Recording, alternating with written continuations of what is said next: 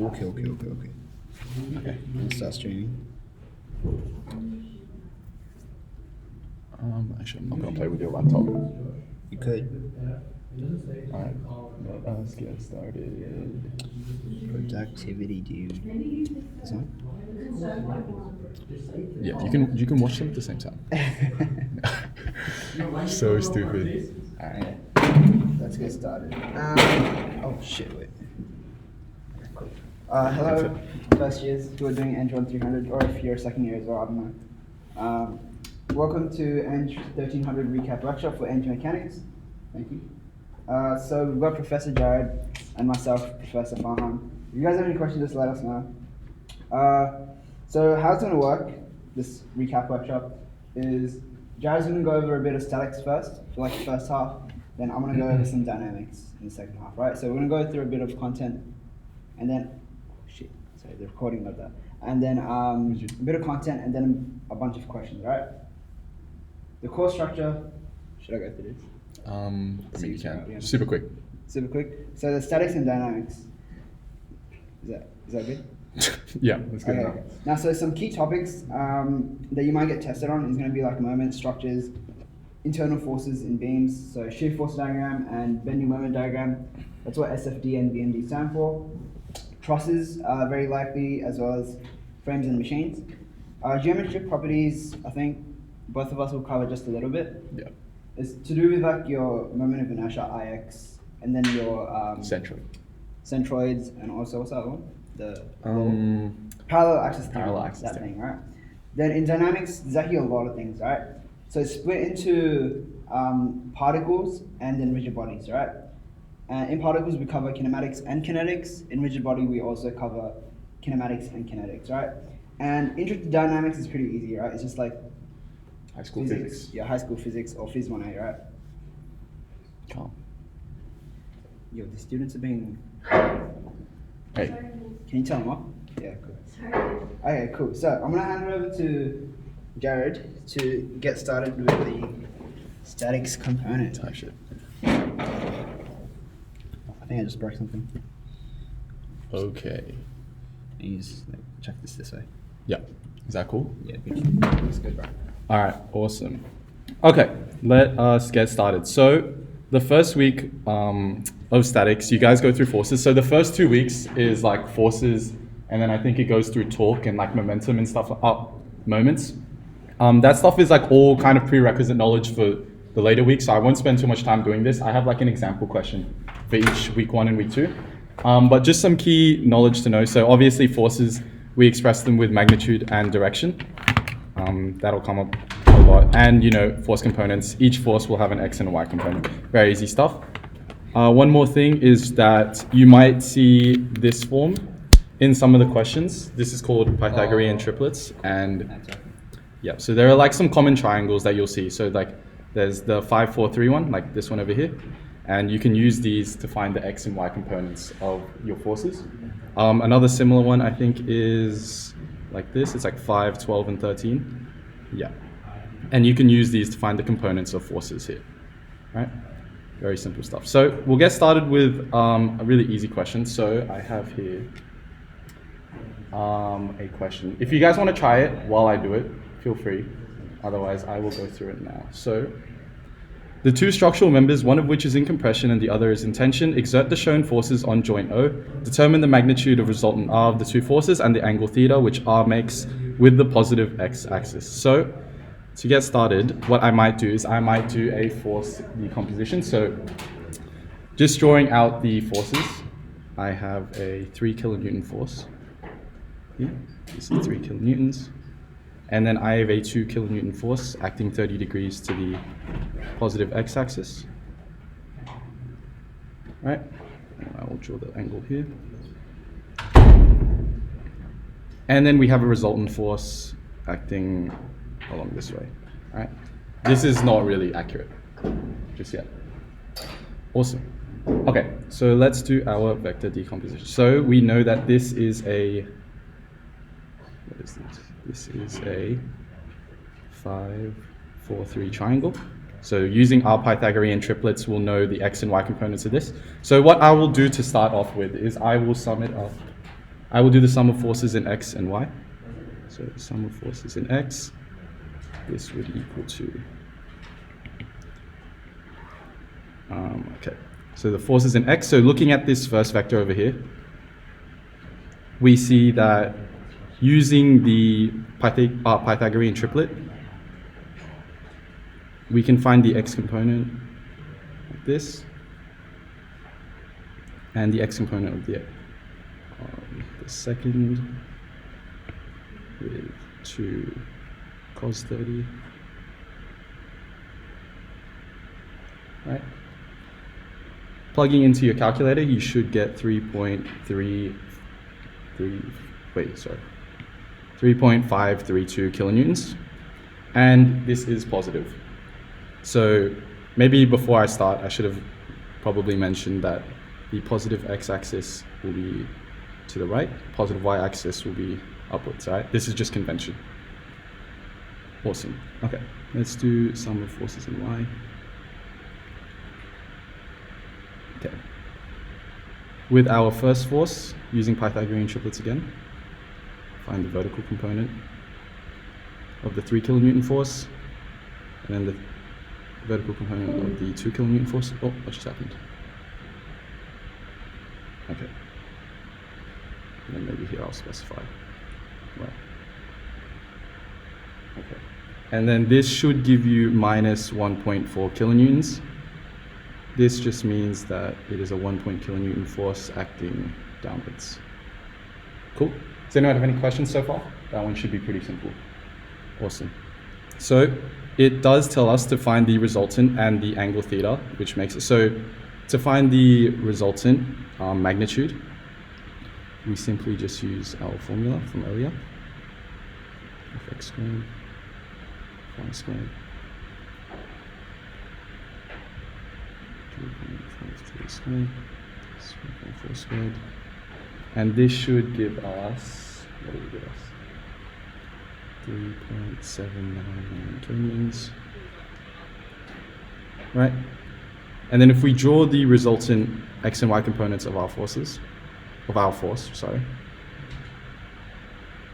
we know that this is minus 1.4, this one is 3.53, this is theta with the positive x-axis. So then to solve for theta, we use inverse tan of 1.4 over 3.53. Okay. And then that should give you an angle of 21.62 degrees. So our final answer should just be 3.8 kilonewtons at 21.62 degrees. And then you can draw you can either write to the positive x-axis, or you can just kind of do what I'd like to do. I like to do like a little diagram. So forces acting down here. This is the positive x. This is theta. Okay, cool. Does anyone have any questions with that? Awesome. Okay, let's move on from that then. Week 2. So when you guys move on to week 2, actually, does anyone need time to copy that? We're all good? Okay. For week 2, we go through moments and structures. So moments, very simple.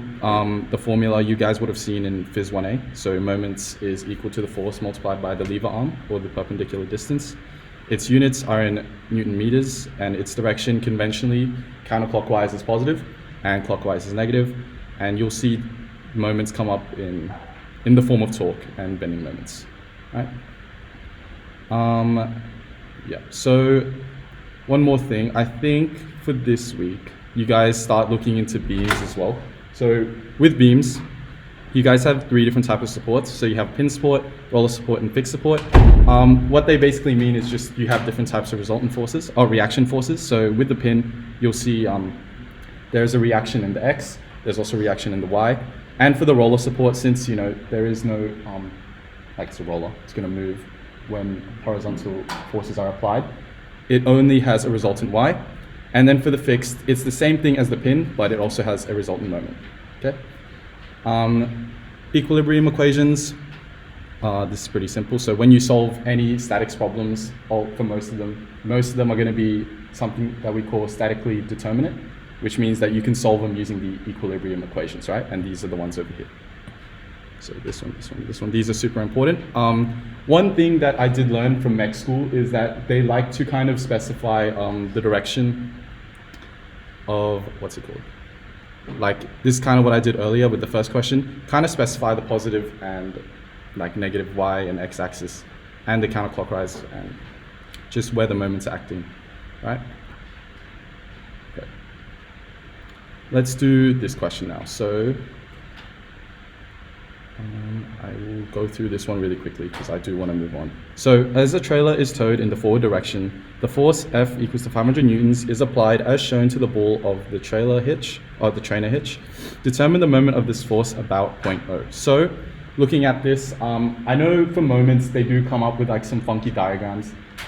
Please like try not to be too confused by them. Like once I break it down into its free body diagrams, you guys will get it like a lot easier. So realistically here, there's only really one force acting, and then one, oops, let me just do this. There's one force acting, and then there's one point that we're concerned about, point O. So when we break down this diagram into our free body diagram, which I will draw now, it will look like this. Oh, sorry, that's not that. So then this would be point O, and this one would be point A. Okay. Now with our one force that's acting, it is like this. 500 newtons, and move this whole thing down. And this is acting 30 degrees to the y-axis. Cool. So now all you need to try and find out is the moment experienced at point O. So to do this, we're just going to resolve this force over here into its x and y components, and then we're going to find out the amount of moment that is applied from each of those. So looking at the x direction first, so some forces are x. It's just this one force. It is, okay, wait. Let me define my direction first. So let's define right as positive. This would be minus 500 sine 30. And this is just going to be 250 newtons acting towards the left. Okay. Let's do the same thing for y. Define up as positive. Looking at the forces again, the only y force is this one, which is 500 plus 30 degrees, which equals to 400, oh sorry, minus 41 newtons, and this is acting downwards. Okay? So if we wanted to represent it on our diagram over here, I'm just going to get rid of these. The x component would act this way, and the y component is going to act this way, okay, at this point A. So now, I think you guys can probably tell, it's pretty easy to find the moment. Force times perpendicular distance, I think this distance was 38, and this one is 275. Remembering that these distances are in millimeters, so we'd probably want to convert that first. Okay, let's find the sum of moments about point O. And we'll define counterclockwise as positive. So this is the same as the resultant force, or resultant moment, sorry. And this is going to be, so if you put your finger at O, and then you try to imagine which way the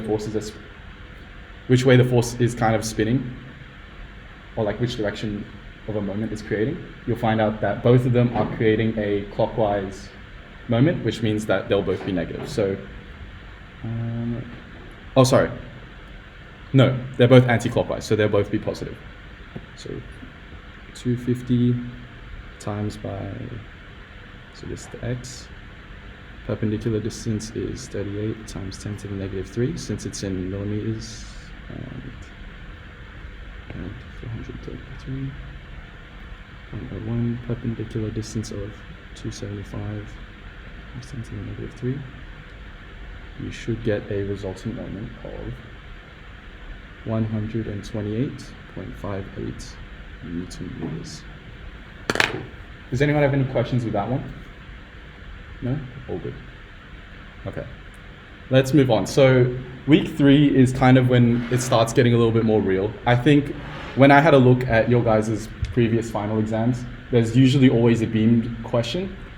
Sometimes they also like to throw in a frame question. I won't go through a beam question specifically, just because I feel like frames, you kind of apply the same principles, but it's just a lot more difficult. So we'll go through a frame question after this. But yeah, before we do that, loading types. With beams, there's a few different types of loading. So you have a point load. This is probably the most common one. You have uniformly distributed loads, and you have triangularly distributed loads as well. All right.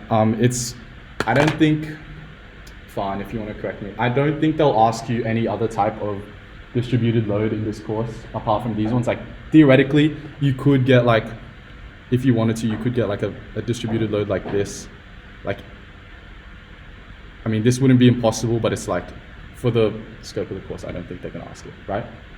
Fine. Yeah. All right. Cool. Okay. Cool. Moving on. So we have forces or internal forces. So there are a few types of forces that we need to be wary about. So we have axial force, so forces that act parallel to a member. Shear forces act perpendicular to a member, and bending forces are just moments. Okay. We already kind of had a look at this with the previous questions. And here is something that I want to go through as well. So when we do kind of do the beam questions, you'll notice that to create the bending moment and the shear force diagrams, we will need to like start cutting the beam and the frame like into pieces. And typically we have like a sign convention for these, so that like if you do start, let's say, solving from the left side of the beam, and then you wanted to start solving from the right, at least it would be consistent, so that like you wouldn't get yourself confused. But for the most part, just don't worry about that. Try to remember it. The way I kind of remember it is that the moment always points up. So if you cut the beam to the right, the moment acts up. Same thing if you cut the beam to the left, it will also act upwards. Okay, and then the shear force for the left side goes down, and shear force at P goes up. And then obviously axial force acts outwards. Okay. Cool. So methods for graphing. So there are kind of like 2 ways that we do graphing. We have the graphical and we have algebraic. So graphical method is like, it's the more intuitive way, I guess. It's a lot faster, and it's probably like the preferred way that most students do in the exams. But they only really apply to like point loads and UDLs, and they're kind of really good for doing, what's it called? Like your beam question, your standard beam question. But once you guys get up to like frames and stuff like that, doing the algebraic method is, you know, a lot more consistent, but it does take like a lot longer, and you guys will see that. Okay, so here is just a quick example of using the graphical method. So I want you guys to imagine that we have this beam here. There is a pin support on the left, and there is a roller support on the right. We have the given reactions, and we also have a uniformly distributed load of 4 kilonewtons per meter, right? Now, so if we were to solve this question and to find the shear force and bending moment diagrams, first you guys need to find the reactions. So I'll save you guys the hassle for now. I'm assuming everyone here knows how to do that. Does anyone want clarification on that, or are we all good? Awesome. Okay, so doing that, you'll find the reaction at By, Ay, and Ax. So Ax obviously doesn't have a reaction. And then you guys will get up to this point over here. So when you are creating your shear force diagram. So I will just quickly get rid of this, so I can explain it real quick. Okay, so obviously, when you guys are creating your shear force diagram, you want to look at the vertical forces. So starting from the left and moving to the right, we have Ay first. So Ay, we found out, has a magnitude of 0.625. So our shear force will start at 0.625 as well. And this will act all the way till the next important point, which is the UDL. So we'll go up to like here, right? And this, for the bending moment diagram, I'm going to call that point 1. Okay. Yep. And for the next bit, so using the graphical method, you kind of already know when you're doing a uniformly distributed load that the shear force diagram is going to progressively, at an incline, decrease. the magnitude that it decreases that we can find. So as you guys will see here, so it is 4 kilonewtons per meter, right? This is spanning over a distance of 0.5 meters, which means that overall, the amount of force should be decreased by 2. So starting at here, 0.625, positive, you are going to go down by 2. So at the end, you should result in a force that is minus 1.375, right? And there you go, that's basically it. So obviously a lot easier. You can apply it to distributed loads only. But if you wanted to, for the next bit here, right, when we do the bending moment diagram, I don't know if you guys already know this, but the bending moment diagram is the integral of the shear force diagram. So when you look at these different areas, right, so area 1, area 2, and area 3, when we break it down, we know that the integral is the area underneath the curve. So to find the bending moment up until this first point here, right, point 1, all we have to do is kind of find the area for this shape over here. Since it's a rectangle, it's really easy. This distance is 0.3, and the height is 0.625. So doing the calculation for area 1, we get an area of 0.1875. So that will be the bending moment at this point, right? Using kind of like that high school math advanced knowledge, you guys already know that the integral when the the x-intercept will be the kind of max, local max. So lining up these points is really important. I mean, I think for most of the exams, they line up the shear force and bending moment diagrams anyways. It could be beneficial for you guys just to kind of draw the lines down and match those points. But finding the area of 2, it is simply a triangle with height 0.625. And to find this length over here, right, I've called this A, we just use similar triangles. So this triangle and this triangle, right, we just use the ratios between them because they possess the same gradient. So rise on run, so rise on run for, let's say, the first triangle, number 2, this would be the same as rise on run for the area number 3, okay? Using that, we get the value of A is 0.15625, and then with this new distance that we just found, we can find the area, which is 0.0488, and we would just add that area, right? So that would give us 0.2363. And then obviously, once you go past down here, now you start to have a negative area, which means you're going to start subtracting from your bending moment diagram. So to find the area of this one, same thing as before, half, since it's a triangle, the height, negative 1.375 multiplied by the distance over here. Okay, and then you would get negative 2363, which we expect, right? Little sanity check, because this beam was solved in equilibrium. So yeah, this is basically an overview of the graphical method. Let's have a look at the exact same question, but now we'll do the analytical method. So with the analytical method, basically how I like to imagine it is that for every important point, so every load, so every point load, every distributed load, you kind of create a cut because we know that those points will affect the shear force diagram and the bending moment diagram. So looking at the same example from before, we do our first cut from A to C, and then we do another cut from C to B. And we basically, these cuts are not in the middle. These are like cuts that are made from an arbitrary distance so that we can kind of find the equation that gives us the shear force at any point. Okay, so using the same values from before, By, Ay, and Ax, we do our first cut from A to C. So this is cut A to C right here. We see that we only have the reaction of A. Ax is not real. And the only relevant ones to us is our shear force and our bending moment. I didn't write our axial force because we're not finding the axial force diagram, and obviously it's just 0. So looking at this point, we use our sign convention from earlier. So if you're cutting it to the right, where did I put it? If you're cutting it to the right, your shear force acts down as positive. Actually, wait, I won't explain it just yet. I think it's easier when you guys see it. Oops, too far. So shear force goes down, bending moment is counterclockwise.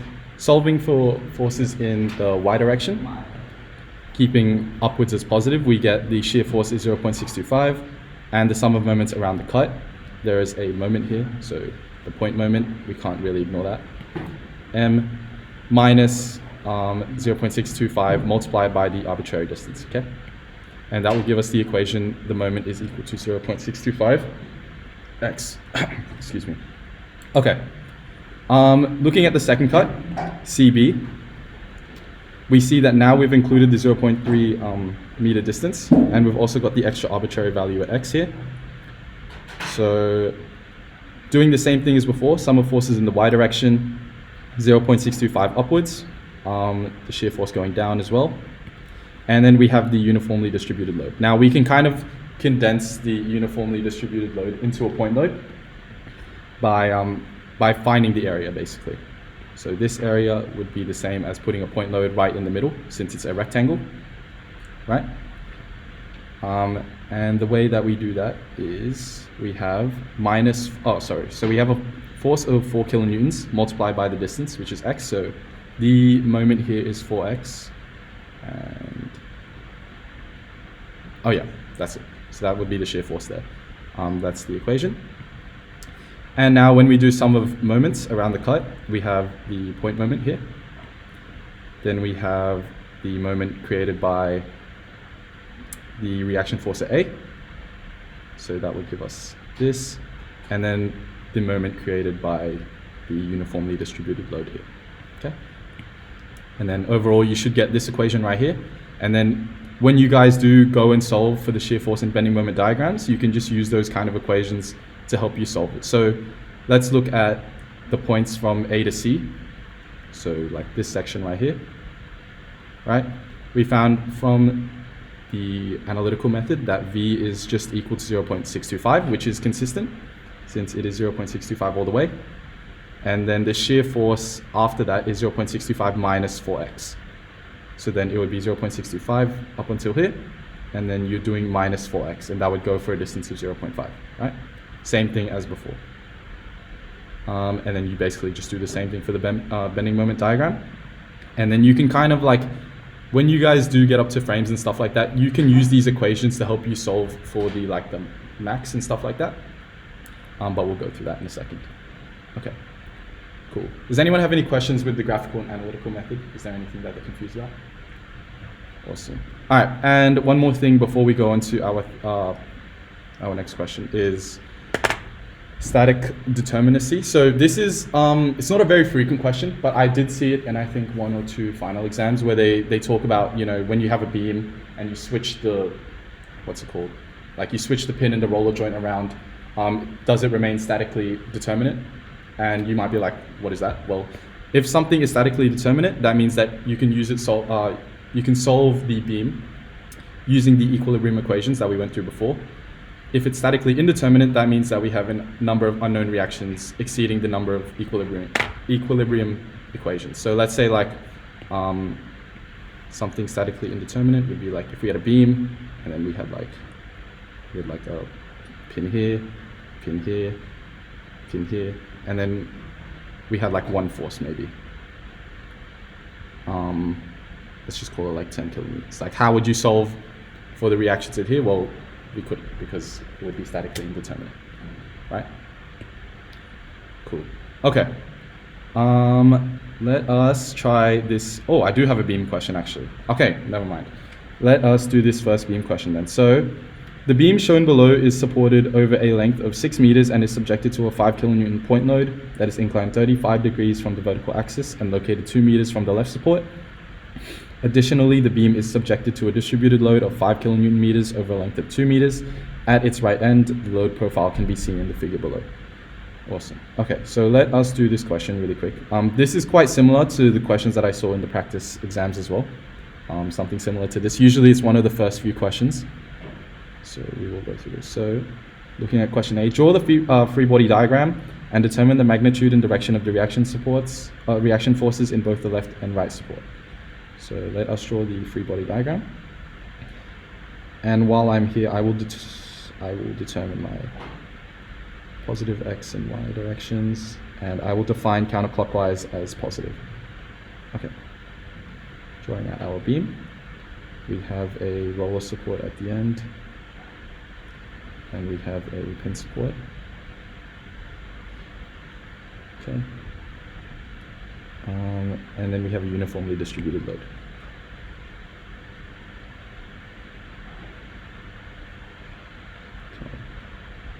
Okay, and then our point load acts in the middle of these two. Theta equals to 35 degrees. And this is a 5 kilonewton force. And then we obviously have reactions here. So this would be, let's call this one C. So I will label these. It's going to be C, D, B, and A. Right, this would be CY, and then you would also have like CX, and then this one would be AY. Okay. And it's telling us to solve for the reaction forces. So let us get started. So we'll do, actually, maybe I'll ask you guys, does anyone know where they would start when solving for the reaction force here in this equation?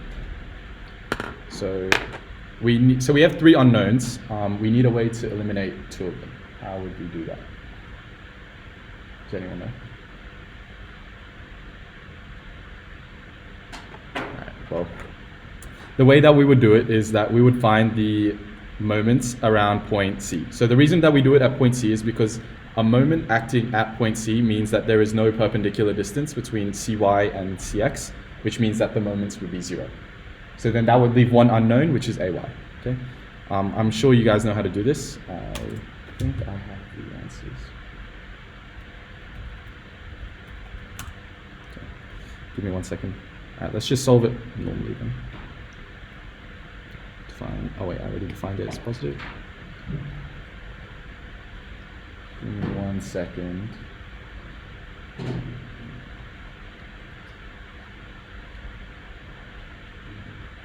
Okay.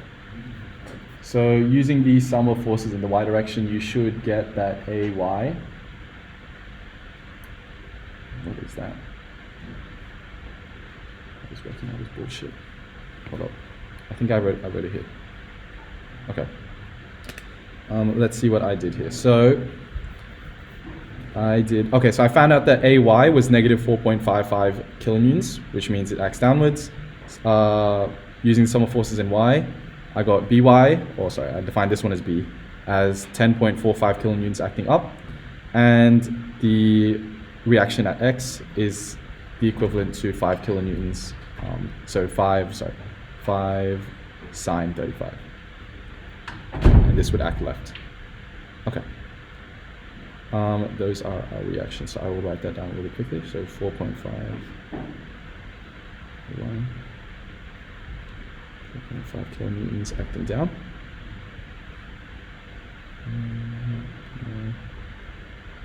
Actually, Farhan, how much time do you need for dynamics? Fuck, should we stack this question? No, I want to go through a frames question. It's pretty long. Okay, well, I'll just quickly go through this then. So you guys already know how to do A. Alright, B, ignoring the concentrated load. Okay, this is a really bullshit question, but like I don't really see the need to talk about it, so let's just ignore that. Don't worry about that.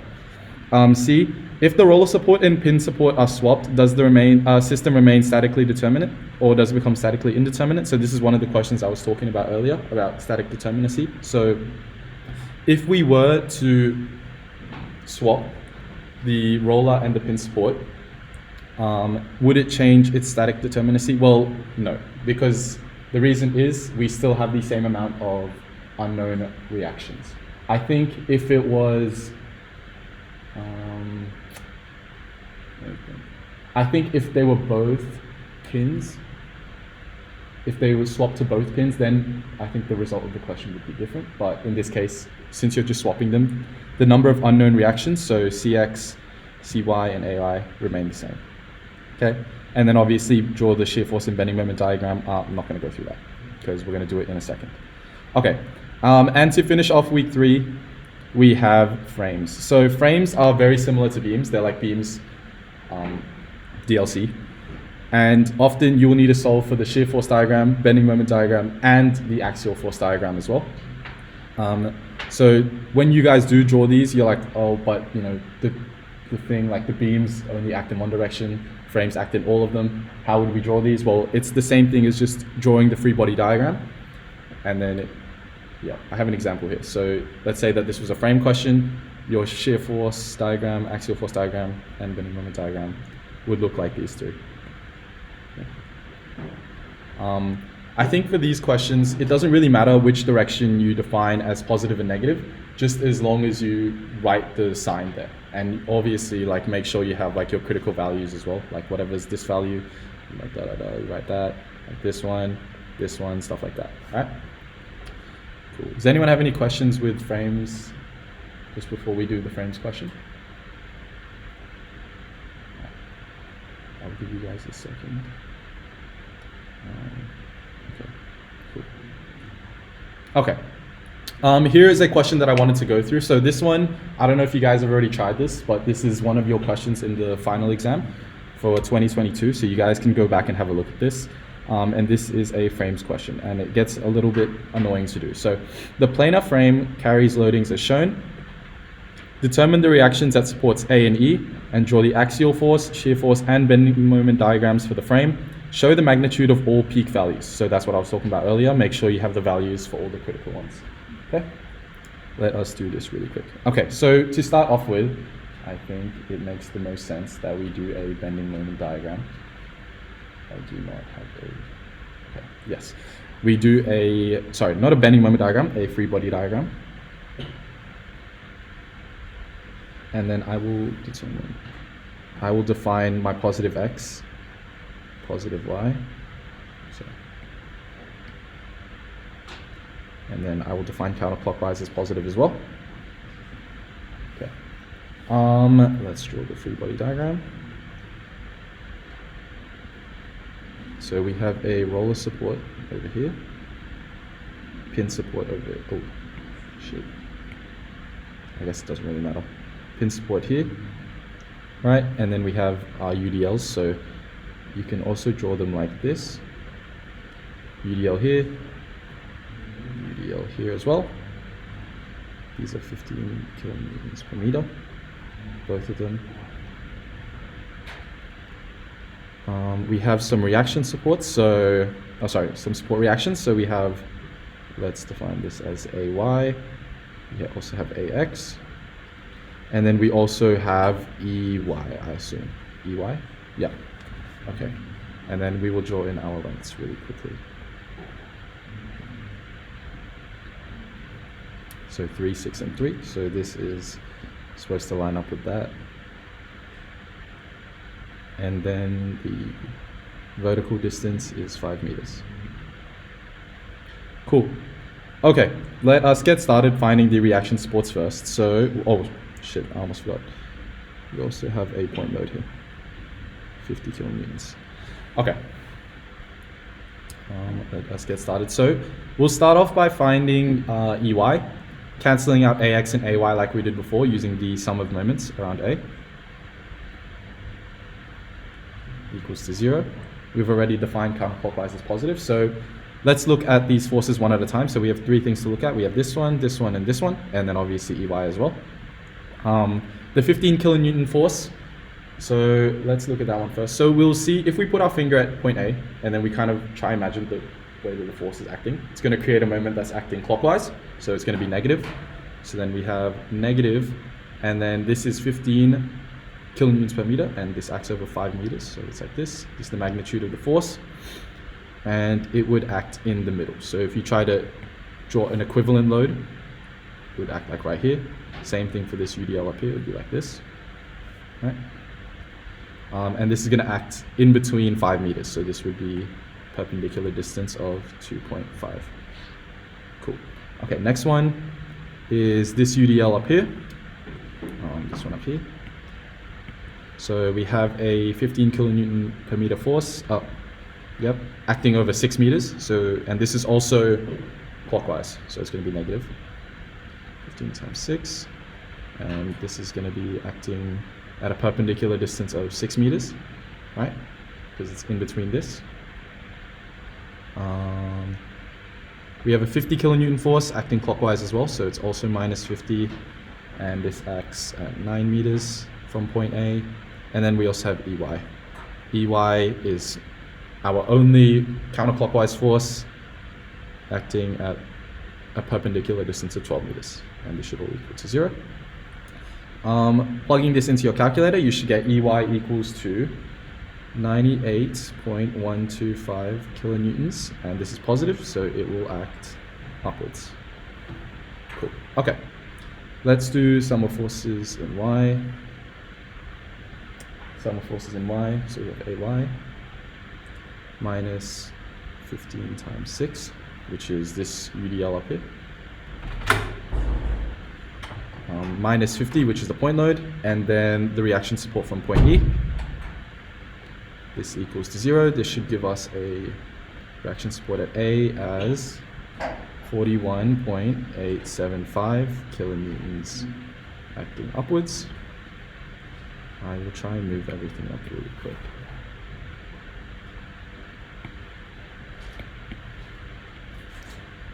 Okay. And then I should be able to squeeze in the last calculation here. Sum of forces in the x direction equal to 0. Only thing acting in the x direction is the reaction support from A, and then the UDL. So we have AX plus 15 times 5. Yeah. This equals to 0. This should give us AX equals to minus 75 kilonewtons, which equals to 75 kilonewtons acting towards the left. Cool. Simple stuff so far.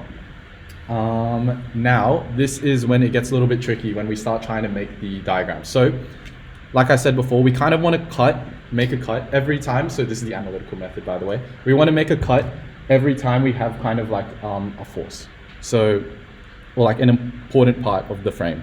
So our first cut, so, oh shit, I should probably A, B, C, D, and E. So we're gonna make our first cut at AB, right? Our second cut will probably be at BC, then CD, and then DE. Yeah. Okay, cool. So let's have a look at cut AB first. So cut AB.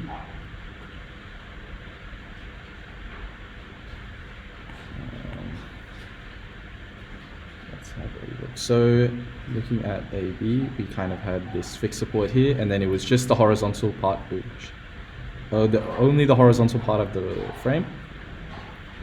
We had reactions using our convention. Okay. We had reaction up, 41.875, and then 75 towards the left. Okay, cool. And this is some arbitrary distance x.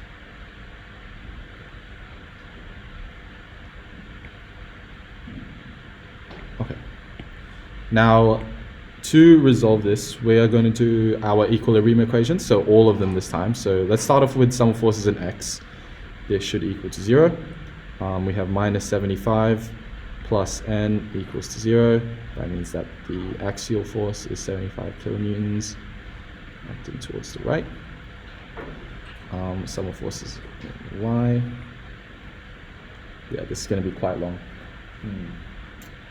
Would you guys like to see me do like all these equations, or like would you guys just prefer me to go through the numbers and then draw the actual shear force and then the diagrams? Yeah? Just put in all the numbers? Alright, we can do that. Okay, so shear force, so I will just write it all out. Shear force here should equal to 41.875 kilonewtons acting down. moments equal to 41.875 x meters. And then that's going counterclockwise. Okay, calm. All right, let's do the next cut. Cut BC. So now we've included so we're doing the same thing as before, but now we've also included this horizontal bit, right, with the UDL. Reactions, this is V, this is N, okay. And then we have reaction N as well. Same thing, using our equilibrium equations, we get N equals to, what is it, 41.875 kilonewtons, acting down, V equals to 75 minus 15x kilonewtons to the right. And then we also have, actually, these ones, not yet. And this is minus 7.5x squared plus 75x plus 125.625. Moving on. Next card. Oh, okay. So I think I do something a little different here. So from this point, you can kind of like, when you do cut CD, you can imagine doing, like, you can choose to do either the left or the right side. But I think at this point, I've kind of decided, like, if I do the left side, I'm kind of doing more work for no difference, right? So I think what I've done here is I start solving from DE instead. So I start here and I use the right side. So I will do that one next. So we'll do cut ED technically. Right, and now we're solving from the right side of it. So this is roller support. Using our convention, shear force is upwards positive, bending moment goes up as well, axial force acts outward, and then the only other force here is 98.125, the reaction. Using our equations again, oops, I'm not gonna let that out. N should equal to 0, V is equal to, should just be negative 98.125, yep. So it's acting down. And then we have moments, which is 98.125x. And this is counterclockwise. Okay. And then the last one is just CD, so cut CD, and we also do it from the right side as well. So it should look something like this. Roller, UDL, and then point load, and then reaction. Okay. Cool. Okay, so doing this, we should get, let's have a look. N is still 0, so no axial force on this top bit here. V is equal to 15x minus 48.125, and the moment equation is minus 7.5x squared plus 148.125x plus 294.38. Cool. Anyone confused with any of those just yet? All right. Awesome. Okay.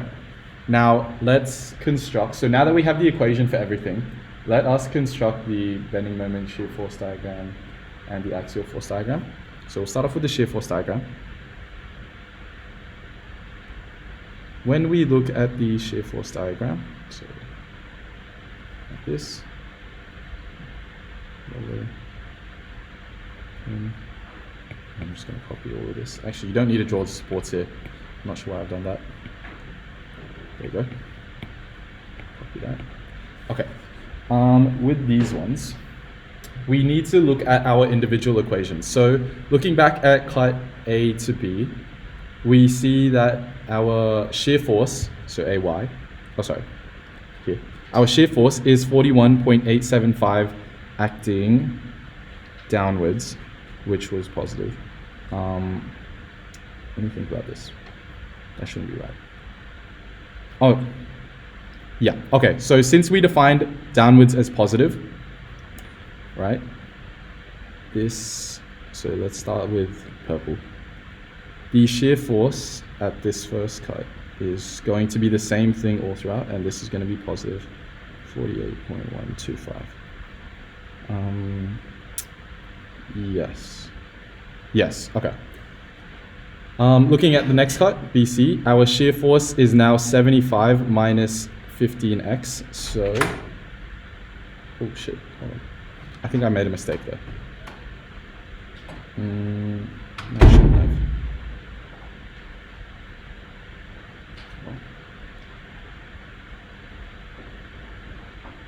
Actually, no, I think it should be okay.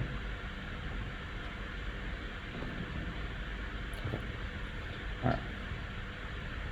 Shear force, is it? I think I fucked up my working somewhere. Anyways. Okay. Alright, so it's going to be 75 minus 15x. So we start at positive 75 and then we subtract 15x. So 15 times 5, since it's acting at a perpendicular distance of 5 meters here. This is going to equal to 0. It's going to go to 0. Right? This is positive as well. And then, so this would be positive 75 where it starts at.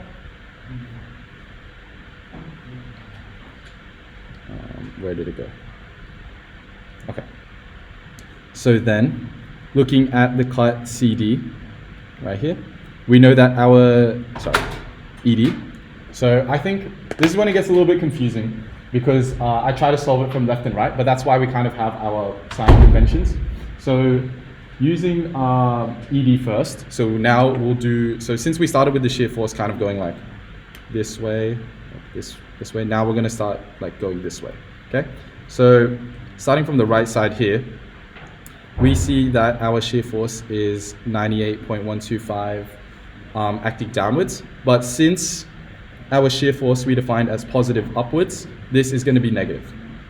Okay, so this is going to be, and the magnitude is going to be 98.125. So it will act like this, and it will act that way up until, so I mean you can imagine the shear force here. It'll act like that way up until this distributed load here, right? Or it might look like something like this, and then the distributed load will make it go like that way, okay? So then we have, this is positive, this is negative 98.125, yeah, right? This is negative area, and then we look at CD. So the shear force here is 15x minus 48.125. So we're now going to drop down to negative 48.125. And we're going to add 15x as we go along. So 15x over a distance of, how much was it? Okay, so it was 6 meters. So 15 times 6 is, what is that? 90? I think it's 90. 90, right? Actually, I don't know. Yeah, we're gonna add that distance, and it should go like this, and you will end up at a value of plus 48.125.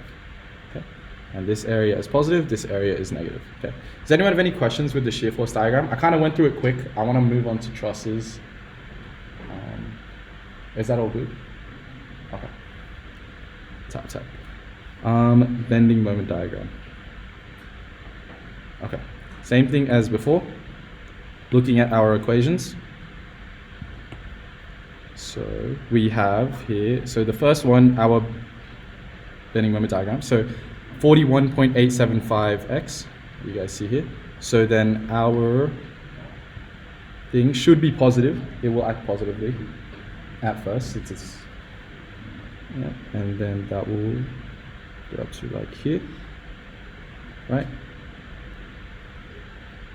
And this value is going to be 41.875 times x. So we know that the distance that it acts over here is 3 meters. So then it's 48.125 times 3, which should give us positive 125.83. Sorry guys, I have to speed run a little bit so that we can move on to dynamics. But once Farhan does go up, if you guys do have static questions, I'll come around and try to help you guys out. Moving on to cut BC, so this one over here. We see that this is our new moment equation. It starts at 125.625. So I think for the bending moment diagrams, even though they kind of move different directions due to the hinges, the bending moment should be continuous all throughout. So even though it ends at 125.83, oh, it should be 63, sorry, 63, it will start at 125.63 when we move on to the next segment of it. So then it'll start at, let's say that this is 125, and then using our equation here, subbing in x equal to 5, since that's the vertical distance, we should get a result. So it should end at a point here, 313 kilonewton meters, right? And then you can imagine the kind of shape that it'll adopt. It'll be like this, okay? And this is all still positive. Okay, moving on, so we'll start back at ED. So starting on to the right, like here. ED, our moment is 98.125 acting counterclockwise.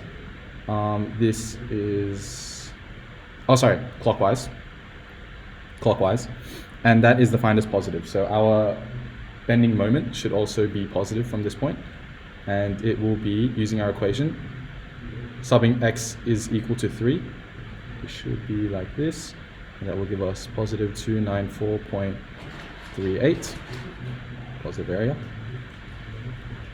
And then, using our last equation over here, right, starting from the right, it's a little bit like iffy to try and see because now the graph is up there. But we start at 294.38, right? Same starting point as this one. Subbing in the equation, we should get a final value over here. I actually do not have it written up. I do not have a calculator either. Hold on. Here is my calculator. Okay, so minus 7.5. What is that? Minus, bro, hello. This is a distance of 9 plus 148.125 multiplied by 9. Let's see. So what? That number does not look correct. I have to check that. Anyways, your diagram should just look something like this. Okay? And then we know that the max is just also the same point as the x-intercept for the shear force diagram. Okay, and then, hold up. Yes, okay. And then we will do our axial force diagram last. Same thing as before. Now we're just looking at n for each of those equations. So n at the start here was 75, so positive 75. Let's use the color orange. Axial force is positive 75. And then for the second bit with BC, we see it's 41.875 acting downwards. Downwards is negative because we've defined upwards as positive here. So then this should be, okay, well, just imagine that's a rectangle.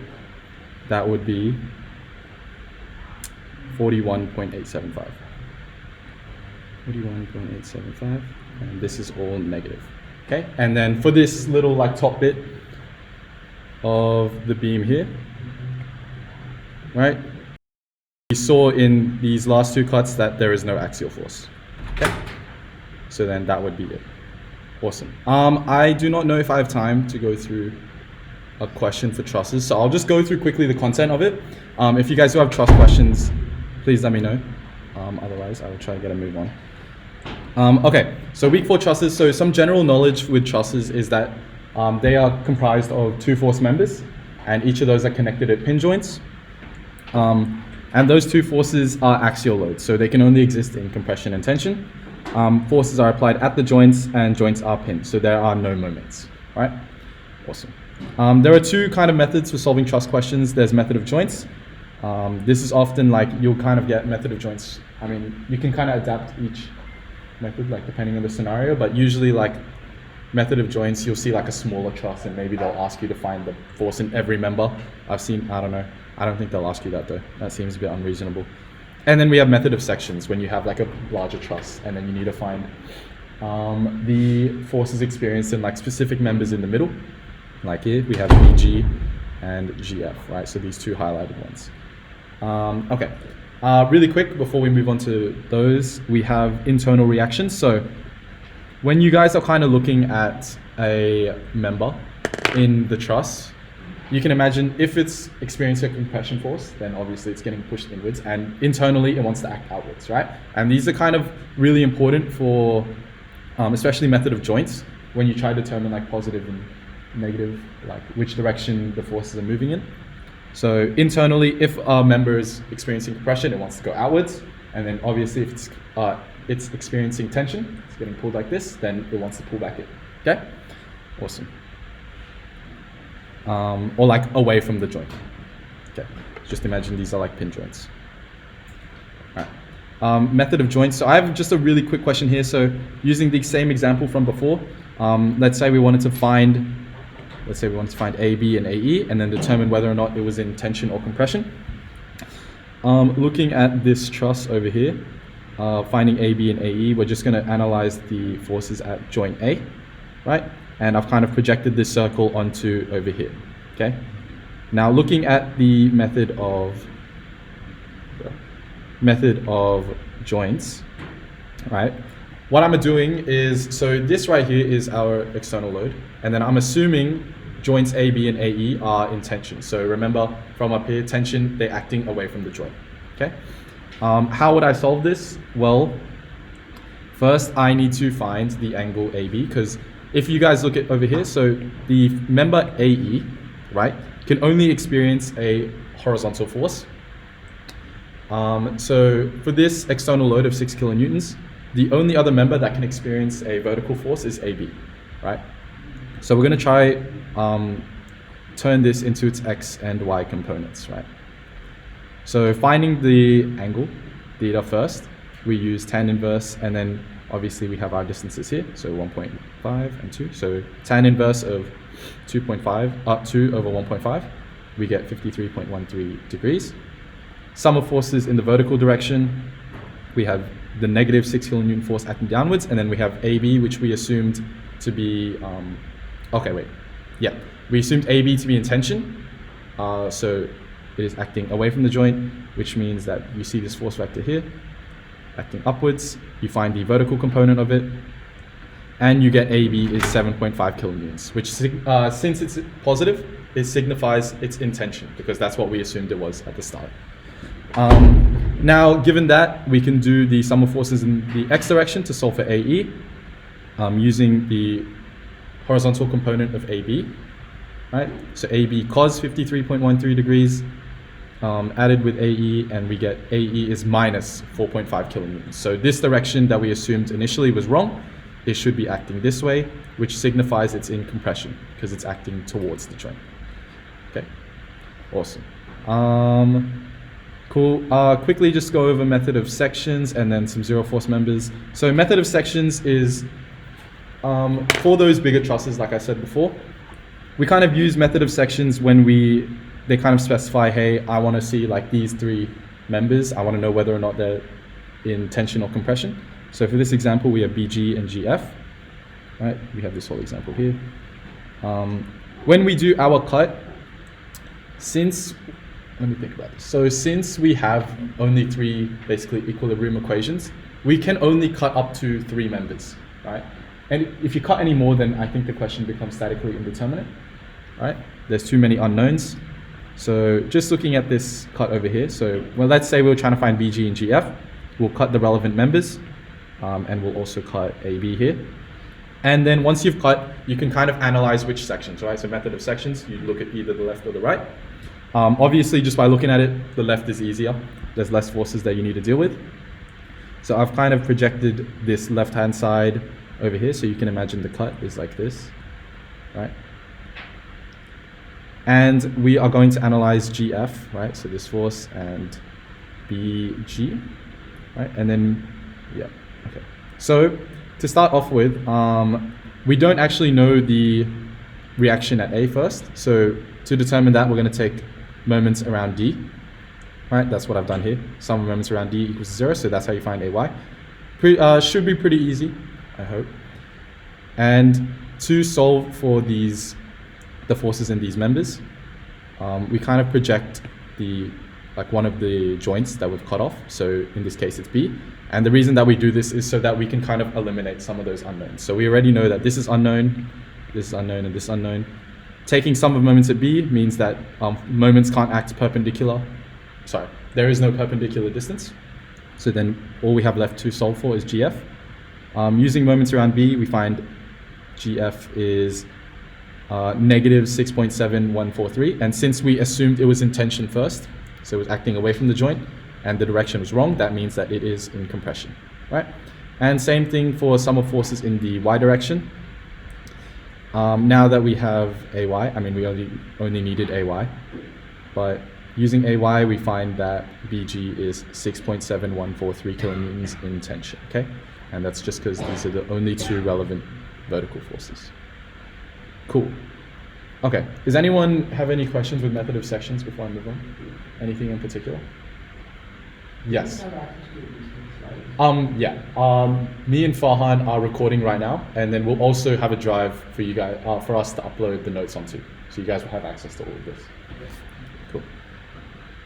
Awesome. Okay, and one more thing for trusses is zero force truss members. So I actually disregarded this, I think, a lot when I did 1300, but it's actually quite useful. So zero force truss members, we have basically 2 cases where there can be zero force members. So case 1 is if there are 2 members that meet at a joint without any external loads, then both are zero force members. So something like this. Sometimes like in a truss, like the corner piece might look like this without like a third one. So that one could signify that these 2 are zero force. Yep. And the second one is if 3 members meet at a joint without any external loads and 2 of them are collinear, so acting in the same direction, then the non-collinear member is zero force, okay? And this is probably the best example that we have for zero force members. So this one over here, let's say you were trying to resolve, the forces in the supports, and you're like, well, there's too many members right now. What can we do? So let's analyze point X first.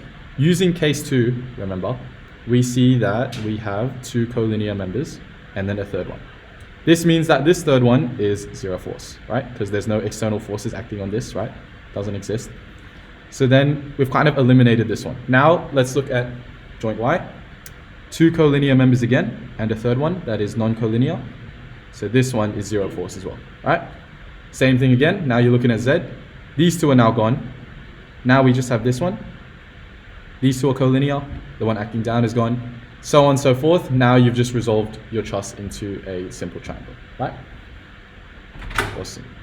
Okay, I do not have time to go through truss questions, I don't think. I'd rather you guys do dynamics. It's probably the harder bit of the course.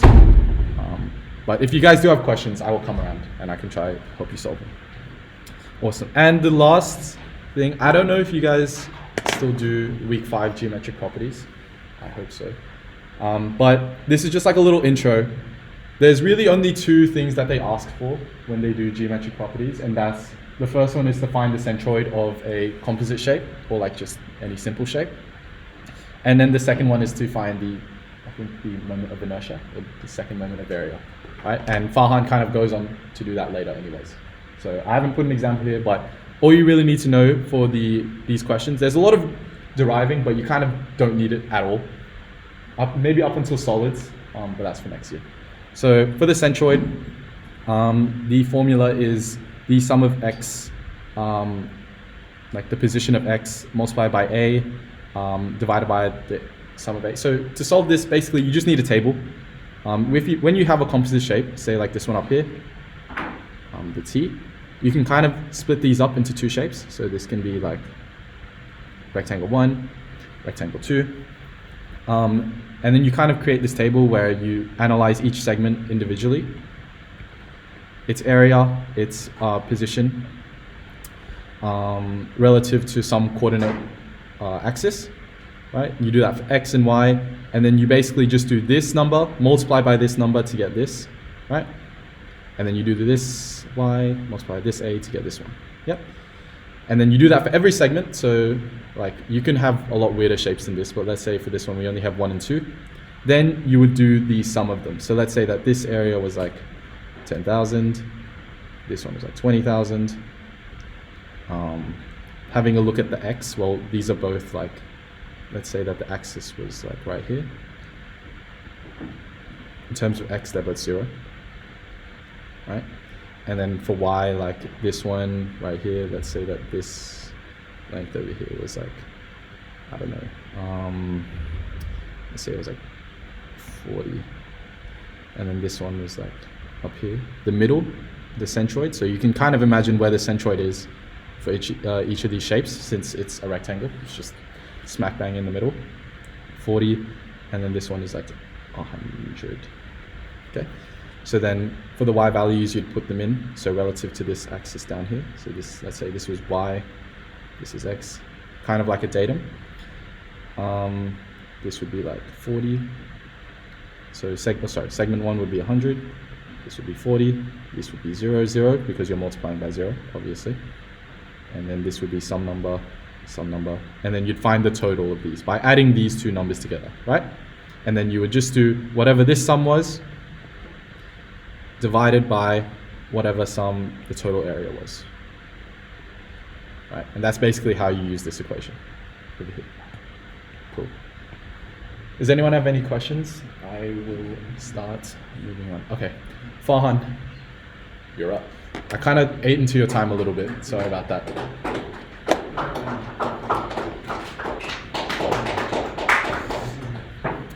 So yeah, I'm gonna get to go through the trust questions. If we have time, I might go through it at the end. I'll go through it fast now. I'm not streaming now. Okay. I can set up. Calm, G. I might watch it. We'll take it. Let's make this.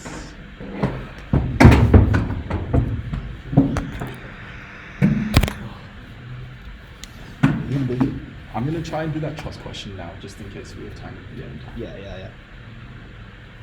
Okay. Let me connect to the internet. Just give me a sec. I haven't got Wi-Fi.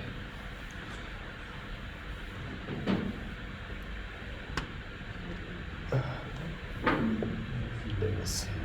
Alright, can you guys see? Oh, Ooh, where's that noise coming from? That should be... Oh. Cool. Oh, shit. Hey, thank you, Jared, for your statics part. No worries, dude. No worries, dude. Okay, so I'm gonna cover dynamics, right? So dynamics, the second half of the course, right? A bit more difficult than the first half. Some people would say, but I don't know. Yes, I don't like it at all. But as I already went through, as I already talked about, sorry, there's like intro to dynamics, which is like Phys 1A revision pretty much. A bit of integration here and there. Particle kinematics and kinetics. There's like a few key formulas that you guys gotta know, which I'm gonna go through, and then explain a question using those formulas. And you also got rigid body kinematics and kinetics, which is definitely very confusing because it's got what's it got to do with? It's got like angular acceleration, tangential acceleration of like rigid bodies that are like moving and stuff. It's kind of confusing, but I'll try my best to explain it. Alright, so first thing I'm going to go through is 1D particle motion. So 1D particle motion, dude, Is that me? who keeps driving? Might be. Okay, At sorry. left. So 1D particle motion, you just have a particle like this moving in one direction. That's all it is. Alright, it's got some sort of velocity, acceleration, and it covers some sort of displacement s. Alright. There's two methods that we use to solve these kind of questions. Alright, we've got the initial condition method and the separable ODE method. Sometimes we just like to combine them both as well. So initial conditions is when they give you like some sort of initial condition at t equals to 0. They might say v is equal to blah blah blah. Right? Separable ODE method requires you to know that v is equal to ds on dt, a is equal to dv on dt. So these two key things. Right? And what we're going to do, it's in the name, separable. So we're going to separate the fraction, take it to the other side and do some integration. Alright, so I'll go through a question which actually covers both. Alright, so question 1. A particle has initial velocity or initial speed 27 meters per second. So initial just means that at t equals to 0, our v is equal to 27 meters per second. Alright, and it experiences a deceleration of a is equal to minus 6t meters per second squared. So our acceleration is a function of t, okay? So in this case, we're going to need to use our separable ODE method to somehow find a formula for our displacement and velocity, okay? So we're going to somehow convert a to velocity and then velocity to displacement, okay? So who knows how we get from a to b? Random? With respect to? T, good. How about v to s? Cam? Oh, he's not doing 1/300, sorry. Alex? Integrate. Oh, wow, good job. Okay, anyways. So I've written my initial conditions here.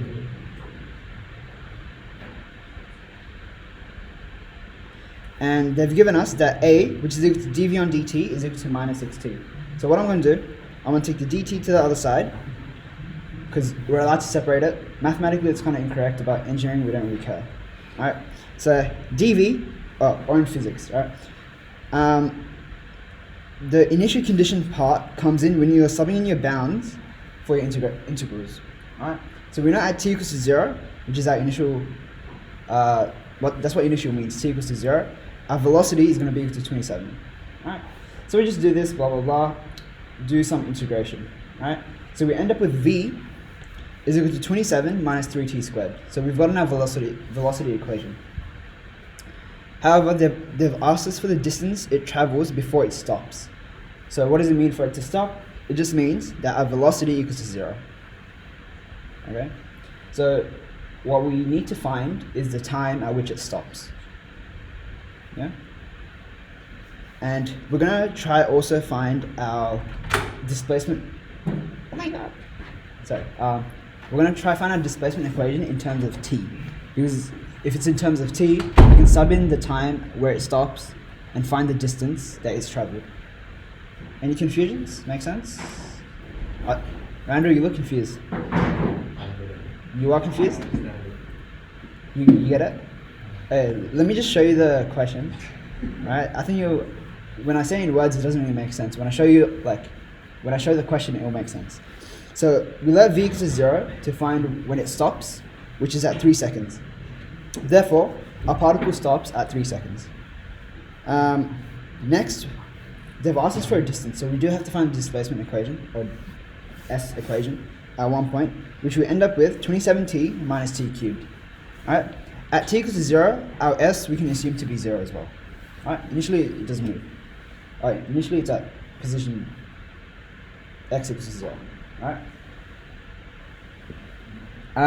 Then to find the distance it's traveled before it stops. So pretty much, if this is our particle, it's moving, but then it's decelerating and it stops here. Alright? This is the distance we want to find, and we know it takes t equals to 3 seconds to get to this position here. So we just sub in t equals to 3 into this equation here, and we end up with 54 meters. Does that make sense? You guys here have questions in the middle? Andy? No question? So what was your name? The guy in front of Andy? White jacket. No, not you. White jacket. Are you doing ENGG1300? What's your name? Nick? Does this make sense?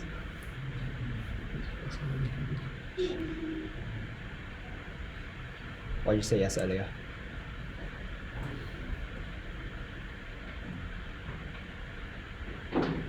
It's like revision of Phys 1A.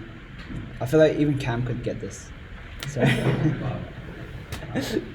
okay, that's fine. If you have any questions, just let me know anytime. Like I don't mind if you guys butt in when I'm explaining, because I can just re-explain it. Right? It's more important that you guys understand. Okay, I'm gonna move on to the next question. So this one, what I want to do with this question is I want you guys to understand the different types of graphs that we have. So velocity time graph, displacement time graph, and also acceleration time graph. So we're given a velocity time graph, and they want us to find the displacement and acceleration time graphs. So as we already know, to get from velocity to displacement, we want to integrate, right? So, and then to get from velocity to acceleration, we've got to differentiate, right? So if you guys are good with graphing or calculus graphing, you guys can easily do this just by looking at it. Like you can do like a graphical option, be like, oh, because this is linear, when we integrate it, it's going to be a quadratic, right? This is constant, so it's going to end up becoming linear. So our graph would look something like this, right? But that's if you're good at math. But like most engineers aren't, right?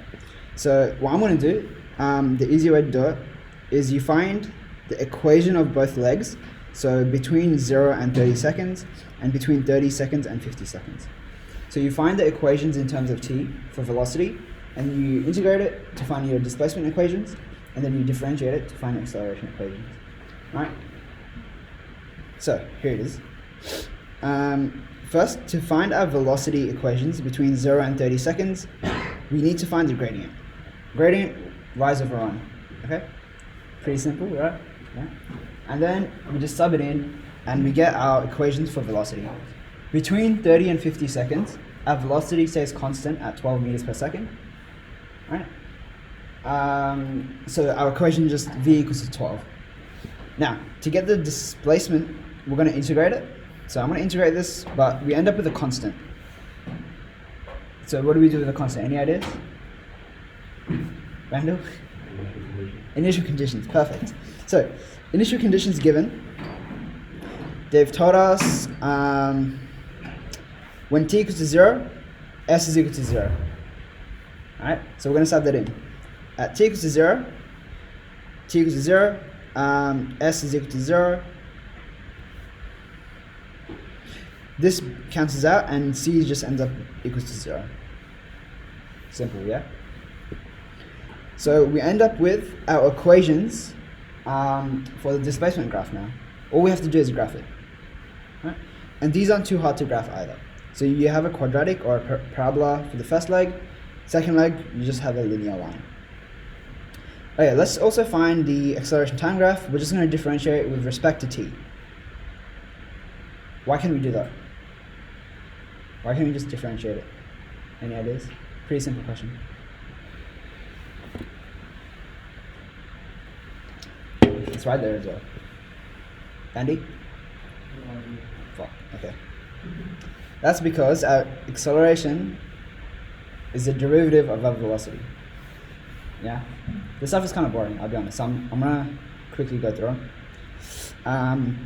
So yeah, when you graph them, you end up with something like this. This is our acceleration time graph. This is our displacement time graph. Cool? Any questions? Yeah. No one saying anything? Say something, hello? Yeah? No? Make sense? Okay. Yeah, okay, perfect, good, thank you. Appreciate it.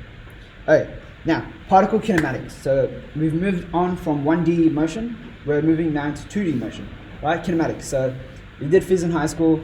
This is just a revision of Phys. Phys 1A as well, it slightly covers it. However, there's a few different types of motion that we have. We've got grounded motion, projectile motion, relative motion, curvilinear motion, using polar coordinates as well. Alright, polar coordinates gets a bit difficult, I'll be honest. And we also have circular motion. So this is the kind of different motions that we look into for engine mechanics. Grounded motion, you can imagine a block like this getting pulled by some string with tension T. That's grounded motion. Alright, there's going to be some sort of friction down here. Alright, grounded motion. Projectile motion, I don't even need to explain it. Like you're throwing a ball, right? Or a rocket, something like that. Exactly. Free throw. Relative motion is just two formulas, right? Just remember the formulas. They're not that hard to remember. You remember VA/B is equal to VA minus B. Oh shit. VB, sorry. So your A comes before, your B comes after. So VA minus VB. That's how I like to remember it. Curvilinear motion, yeah, not even gonna go through it actually. One thing to notice though, in circular motion, or uniform circular motion, our tangential velocity stays constant, right? And also our radius stays constant. That's two things to know. One more thing I want to explain is r dot, theta dot. That dot just means you're differentiating with respect to t. Right. Alright, cool. Let's work on a question. So, this is a projectile motion question. It's not your usual kind. Usually you just see it on a flat ground. This one's a bit different, okay? This is a common high school question as well, so I wanted to go through it because a lot of people actually don't know how to do it. So,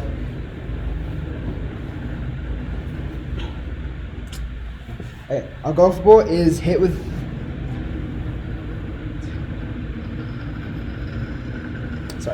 golf ball is hit with a velocity of 40 meters per second at an angle of 30 degrees with the horizontal shown.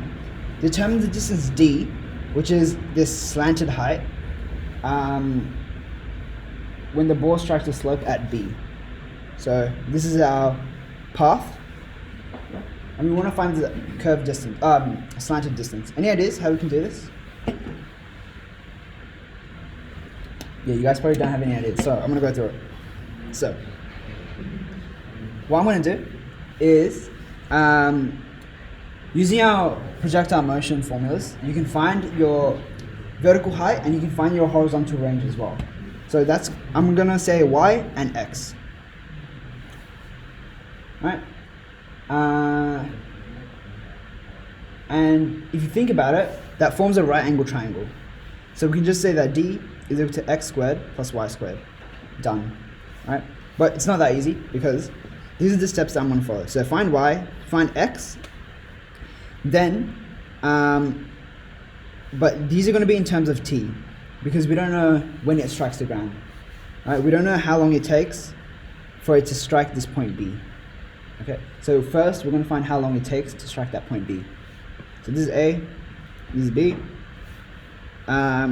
So you just sub in your equations for Sy and your horizontal range. And another thing what you also notice is that they're giving you this ratio here. So that's just our, if we had a triangle like this, that's not a triangle, like this, 1, 5, we can say that tan theta is equal to 1 and 5, where this is theta. That's all it's saying. That the ratio of the opposite of the adjacent is going to be 1 over 5. So I'm going to use that identity because we know that tan theta, if this is theta, is going to be equal to y on x. True? Yeah, you guys can see that? So I'm going to sub it in, and we see that some of the t's cancel out. So t cancels out, this just becomes a t. And now we're left with one unknown in that equation. Because we know what this is equal to, we know 4.9 is equal to, we know what this is equal to. The only unknown is t.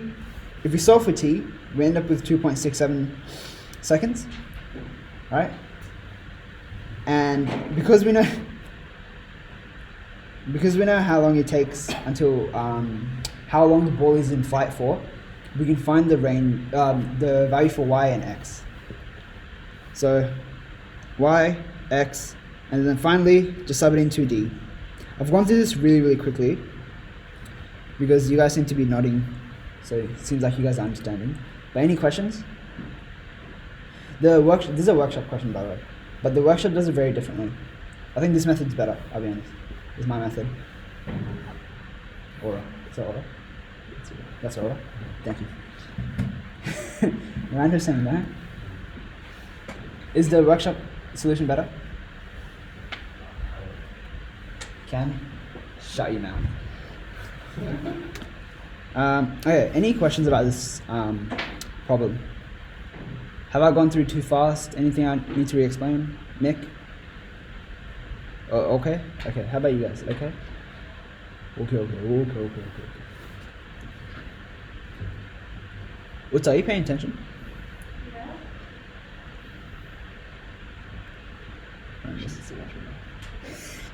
You want to say something? Okay, let's continue, okay? So, now I'm going to go through a circular motion question. So I've gone through projectile motion, circular motion. There's also a question here, down here.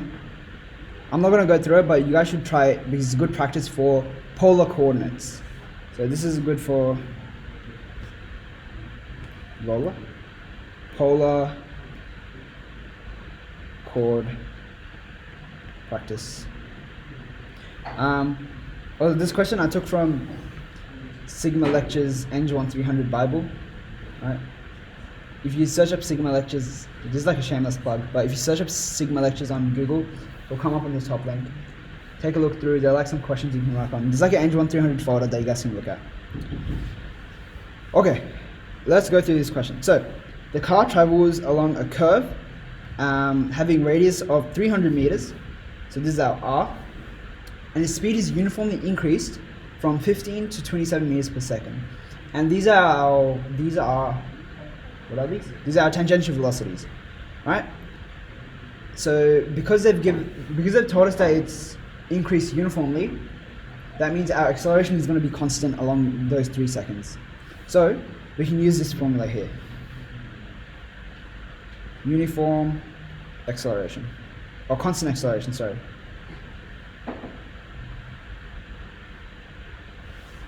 Okay. They want us to determine the magnitude of the acceleration at the instant that the speed is 20 meters per second. So a few things we need to notice. The magnitude of the acceleration is given by at squared plus an squared. So there's going to be acceleration in the tangential direction. There's going to be a acceleration in the normal direction. So does anyone know which way the normal direction is actually pointing? Down? Which way? Is it always down, Randall? To the center. Perfect. So it's going to be pointing towards the center of the circle, which is also known as our centripetal acceleration. So an is equal to v squared on r. Centripetal. Oh, snap. What are we doing? Anyway, so you sub everything in and you end up with an acceleration of 4.22 meters per second. I'm dribbling. Do you have tissue? Tissue. Oh, no, I don't want to. Do you have tissue? I can go grab some. No, I already got some. Any questions about this one? This one wasn't too hard. It's very, like, when it comes to engine mechanics questions, especially with the finals, you just got to spot out the key bits of information and combine them together. Like, try to relate it to a certain formula, like I've done here. Because they've said that it's uniformly increased, I know it's going to be a constant acceleration in the tangential direction.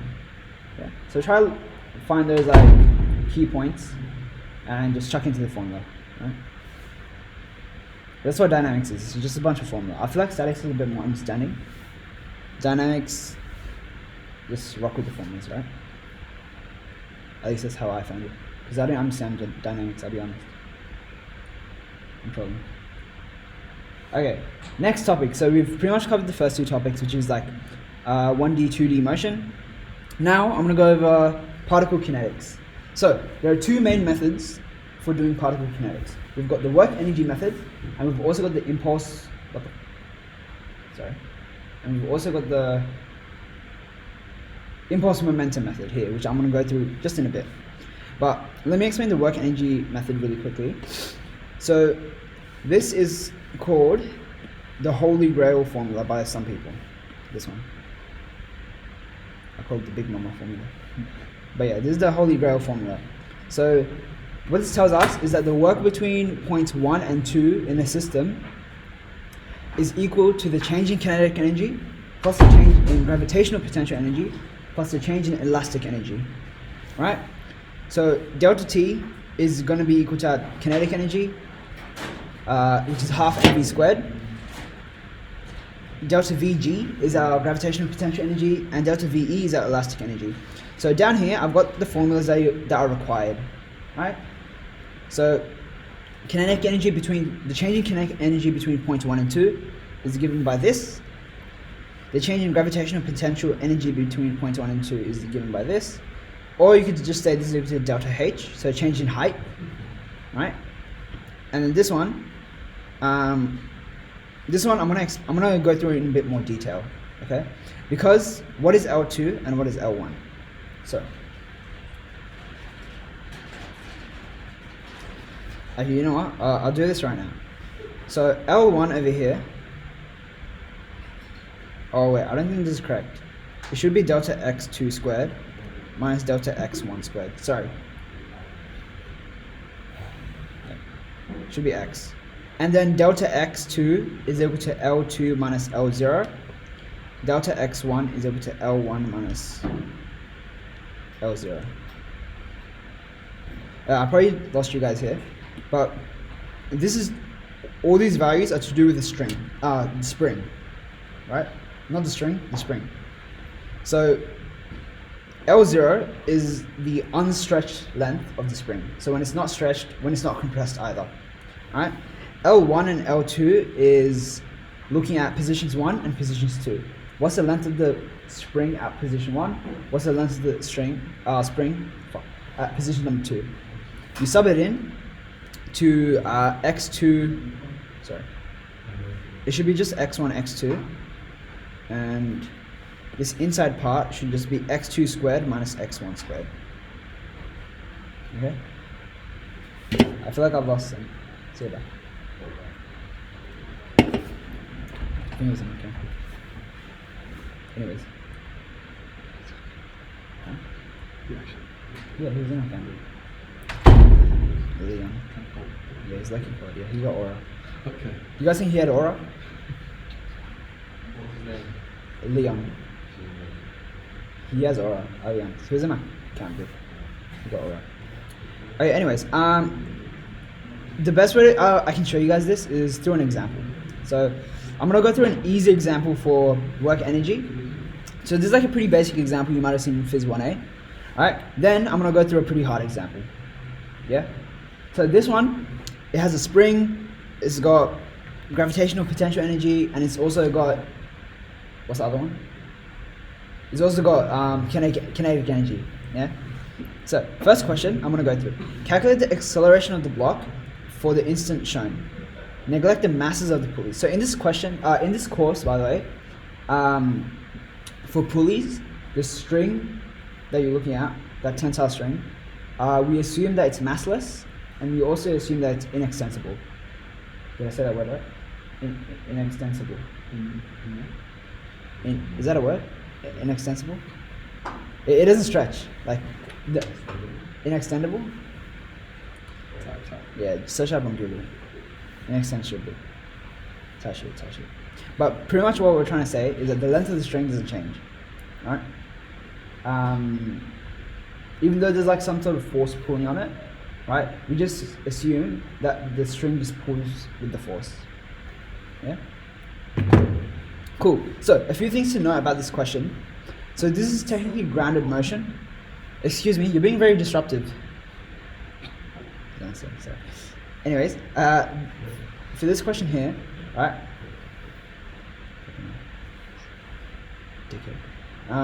There's going to be some sort of friction that applies to the block, okay, as it slides along the ground. Yeah. So another thing to notice is that when this string gets pulled, this string over here also gets pulled, which means because it's a pulley, this string also gets pulled. So if I pull this really hard, which way will the block move? Left or right? Left or right? What do you guys think? Right or left? Right? Yeah, correct. You're about to say left. I saw that. So, it's gonna move right. If you think about it, this because it's inextensible or whatever that word is, right? This part will get shorter, and it will start pulling this way. Right? So it's gonna start moving right. Anyways, let's take a look at the question. Because friction is involved, we're gonna have to check, or we're gonna have to assume that we're in static friction, not kinetic friction just yet. Okay, just static friction. So assume the block is static, which means that the sum of forces is going to be equal to 0 in the x direction. So this is a free body diagram that I've drawn. So a weight force, which is equal to mg. We've got the two tensile forces from the string, and we've also got a normal force as well as friction force. Any questions about the free body diagram? Nah? Perfect. So I'm going to try find, first of all, I'm going to try find n, which is our normal force. Waste mine. So we need n for our frictional force, which is equal to, or Fs, which is equal to mu s times n. So we needed to find our maximum friction force, right? So n, just sum of forces in the y direction. I'm not going to really explain it. You just get n is equal to 292.4, and you also find out that your frictional force is equal to 173.2 newtons. Okay. So now we're going to have to actually check our assumption at the beginning. So we assume that the block is static.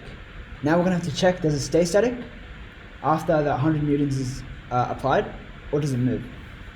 The way to tell that is to calculate something called our Fs max. So that's a maximum static friction before it starts moving. So I think you guys might have seen this graph in the lectures. If you guys watched the lectures.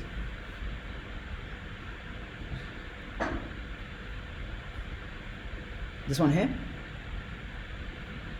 So this is when it converts to mu k. So once it reaches this point, which is our maximum static friction, right? Once it reaches this point, the block is going to start moving. Right? So it stays static, doesn't move, but then as soon as it reaches that threshold, it starts sliding. So it gains some sort of acceleration. So to calculate Fs max, you use mu s times n, which is our friction force formula. And we find out that Ff is actually greater than Fs max. So we've passed that threshold. Okay? Because we've passed that threshold, the block is going to start moving. So assumption is wrong, therefore our block moves, and the sum of forces in the x direction is actually equal to ma, where m is the mass of the block, a is the acceleration of the block. Yeah? So after you do sum of forces, we can actually find what a is, because a becomes our only unknown. ma is equal to, these are the forces in the x direction from these two tensile forces, and then we also have frictional force. In this case, frictional force, because it's in kinetic, it's reached the kinetic part stage, we can say that Ff is equal to mu k times n, where mu k has a different value from mu s, which is right here. They've given it to us to be 0.4. Okay. So plug it in, and let A be a subject, you get 1.406 meters per second squared. Does that make sense? In the middle? Make sense? Are you sure? Sure? Okay. Got done. So that was a pretty simple work energy thing. It's not really to do with work energy at all, actually. It's just to do with grounded motion. This is where work energy, the holy grail formula that I showed you, actually comes into play. So we're going to assume that this is point 1 and this is point 2. If we read the question, so assign your points after you read the question. So I've already read the question, but let's read the question together. A 7 kilogram collar A sided with negligible friction, right? So there's no friction as it slides along this bar, right? On the fixed vertical shaft. Okay. Then the collar is released from rest at the bottom of the piston. So down here. So what does it mean to be released from rest? What's our velocity? Someone call it out. Don't be shy. 0. Perfect. Thank you. So our velocity at 1 is going to be equal to 0. Cool. At the bottom position shown, it moves up the shaft at the action of a constant force of 200 newtons. Alright? So as we pull on that string, that thing over here, why am I using that? This thing over here is going to start moving up. Okay? Now, what they want us to find is the stiffness K, so the stiffness of this spring here. So it's just a property of the spring that we're going to have to find. If its maximum compression is limited to 75 millimeters. So that's saying that once the block reaches up here, yeah, alright, the maximum it can get compressed to is 75 millimeters, or it compresses to a maximum of 75 millimeters. So this, if it compresses, let's say up to here, that will be 75 mm. Does that make sense? It will compress maximum 75. Yeah, that makes sense. And this is fixed as well. So that means the pulley doesn't move. So there's no, that goes to like, that becomes like rigid body kinetics. Different kind of question completely, right? I'll show you guys the example. Anyways, so let's take a look at the diagram. So this is position 1, this is position 2, where our string is just straight like this, okay? Why is it straight like this? Any ideas? Why isn't it? Because it does spring, there is a spring which compresses it, but why doesn't it go like up here or down here? Why is it at the maximum compression? Why is it straight? Yeah?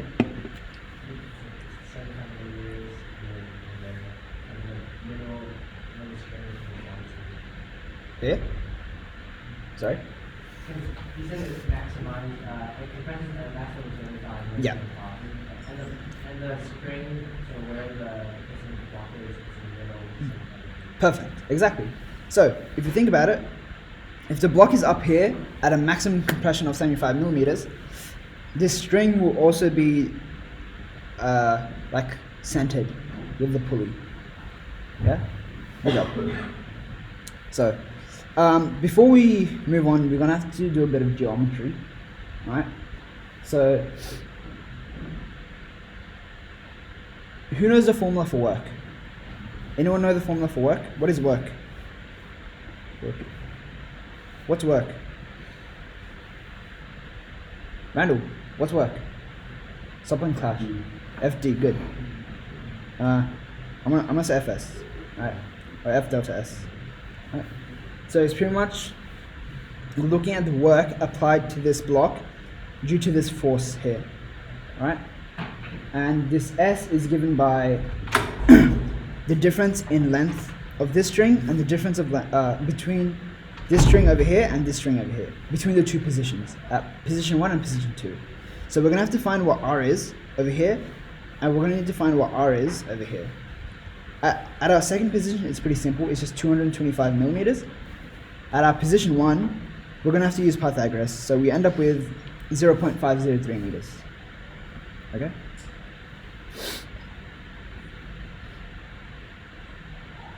Yeah.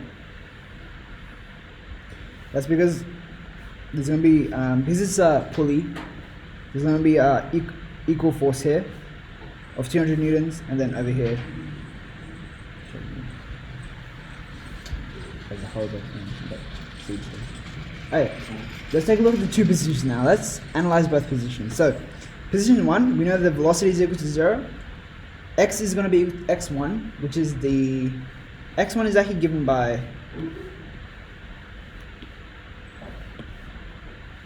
L1 minus L0, which is equal to 0 in this case. So this means L0, as I said earlier, is the position of the string initially, so the length of the uncompressed spring. And what is the value of the length of the string at position 1? At position 1, it's going to be the same. is going to be the exact same, right? Because our piston is down here and there's nothing compressing the spring.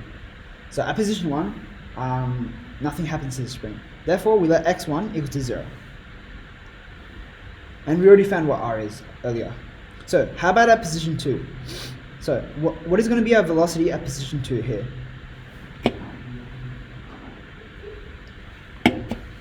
Do we need to use kinematics to find it? Do we have to... Or have they told us in the question what it's going to be?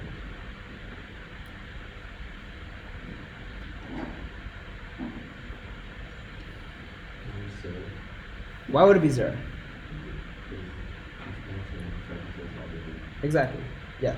So pretty much when it's maximum, when it's compressed to its max, the block just stops moving. And they've told us that at position 2 is going to be at max compression, the spring. So yeah, it's going to equal to 0. And x2 in this case is not 0, right?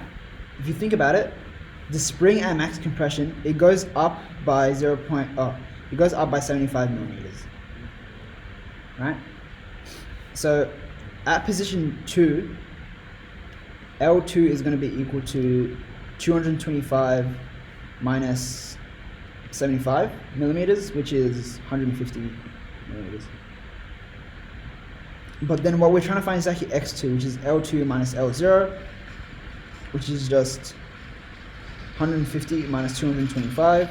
So you just get minus 75 millimeters. So x2, you can think about it. x1 and x2 is just a change in length. And when it compresses, it's going to be negative. When it extends, it's going to be a positive. Yeah?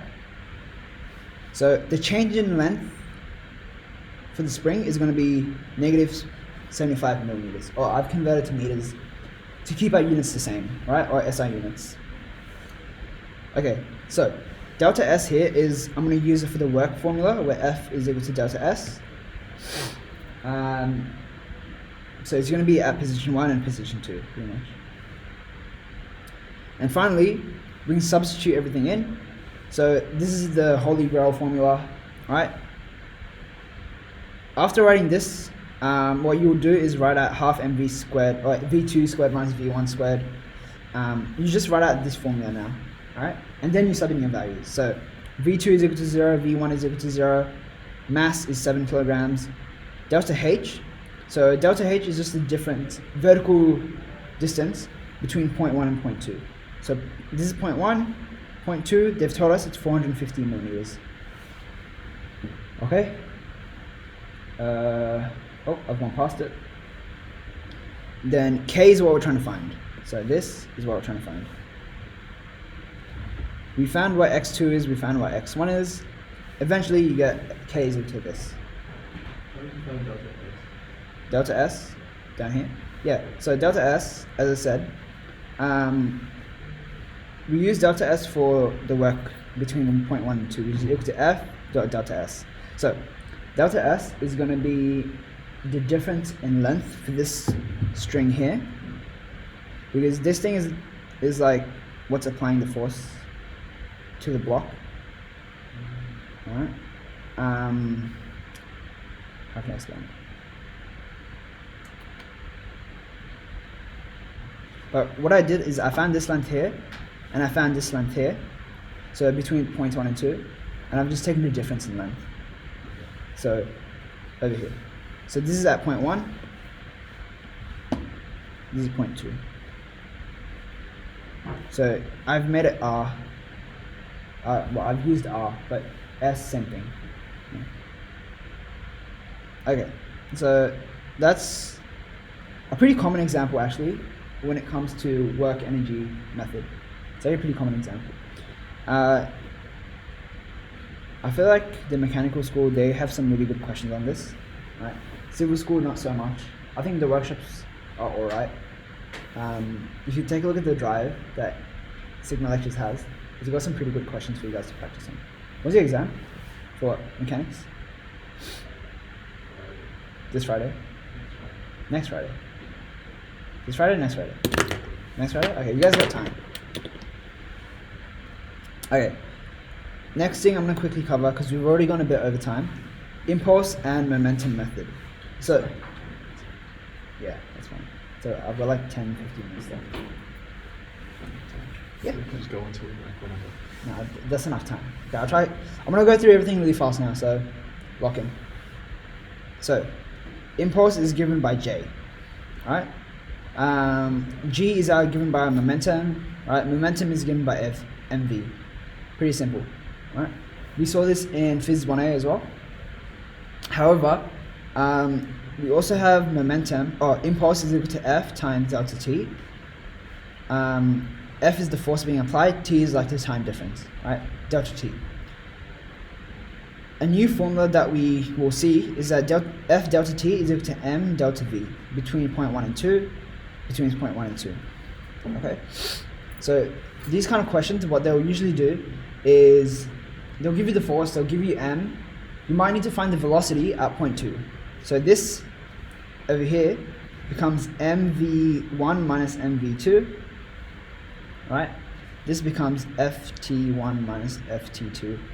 You sub in all your values and you've got to find like an unknown, right? They might even give you this and you've got to work backwards a little, okay? So this is a question, impulse momentum question. The tow truck is attached with attached 1,200 kilogram car accelerates uniformly from 30 kilometers per hour to 70 kilometers per hour over 15-second interval. Similar to what I did in the circular motion question. Because it's uniformly accelerating, right, or increasing in velocity, that means you want to have a constant acceleration, right?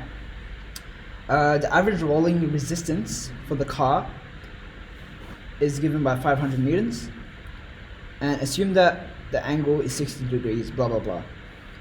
Determine the average tension in this cable here, okay? Let's take a look at the solutions.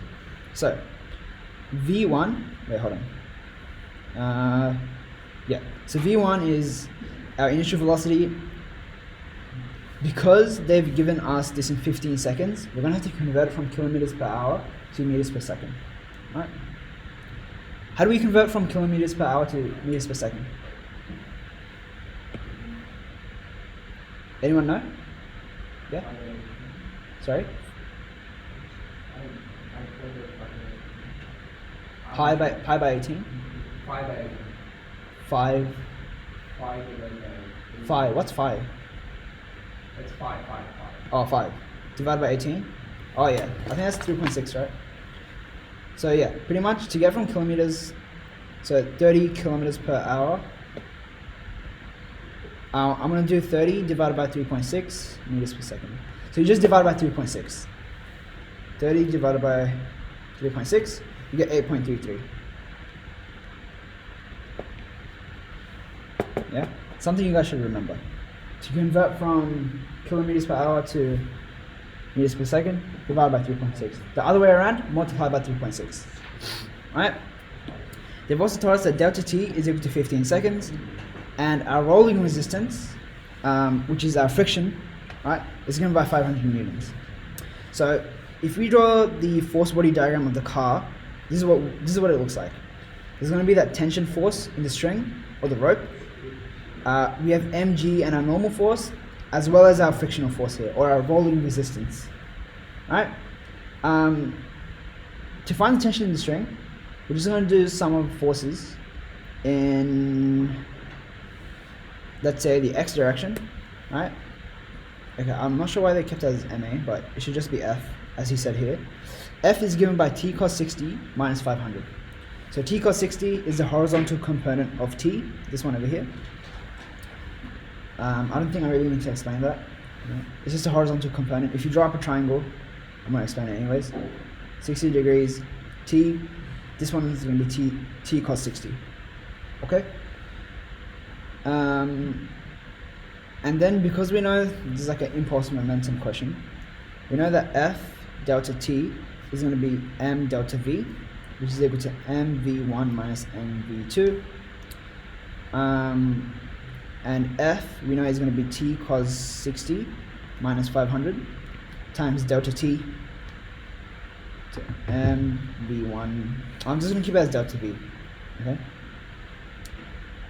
Because the delta t is known, m is known, delta v is known. The only unknown that we have is t. So we can just make t the subject. So when you make t the subject, you get something like this. Yeah. I don't really like how this solution has done it, so I'm gonna make it my own. I just exposed myself. So we know that delta v is going to be equal to, go up, it's going to be v2 minus v1, which is 19.44 minus 8.33, which you get to be 11.11 meters per second. Mass we know to be 1,200. So pretty much m delta v is going to be equal to 1,200 times 11.11, which you get to be 13332. So now this left hand side, t cos 60 cos 3 is pretty much just t on 2 minus 500 times 15 is equal to 13332, and we can just solve for t now. Divide by 15 plus 500 times 2. You get t is equal to 2777.6 newtons.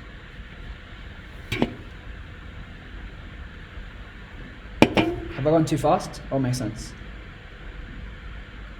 Randall saying it's all good. In the middle? All good? Are you sure? You look tired. Make sense? Okay, cool. Okay. I'm probably not going to have time to cover the questions for rigid body kinetics and kinematics, sorry. So I'm just going to go over the main formulas. So, rigid body kinematics, kind of cooked, I'll be honest. So there's like angular velocity, tangential velocity, but you're caring about like this one rigid body here, which actually, it's not really, it's rigid, like it doesn't move, right? It doesn't move, but it can turn like this, right? Also, do you know Maxwell? Yeah. They in civil they don't cover. I don't think they cover the second half of rigid bodies. I think it's kinetics. Oh wait, We might need to confirm that though. Oh wait, yeah. Have you guys covered this stuff? Come on, you guys are meant to be locked in, man. First year, man. Come on, lock in. I think, from what I remember, they don't run the second half of rigid bodies in civil school, like the kinetics school. Is it? Kaden, can you confirm? Can someone confirm? So, do you guys cover this stuff? I think they only run it. Oh, actually, no, I didn't do Oh yeah, wait, you did it with me. Oh my god, sorry. Both of us did it in Mexico. But I remember we didn't do it. Hey, how about anyone? Does anyone know?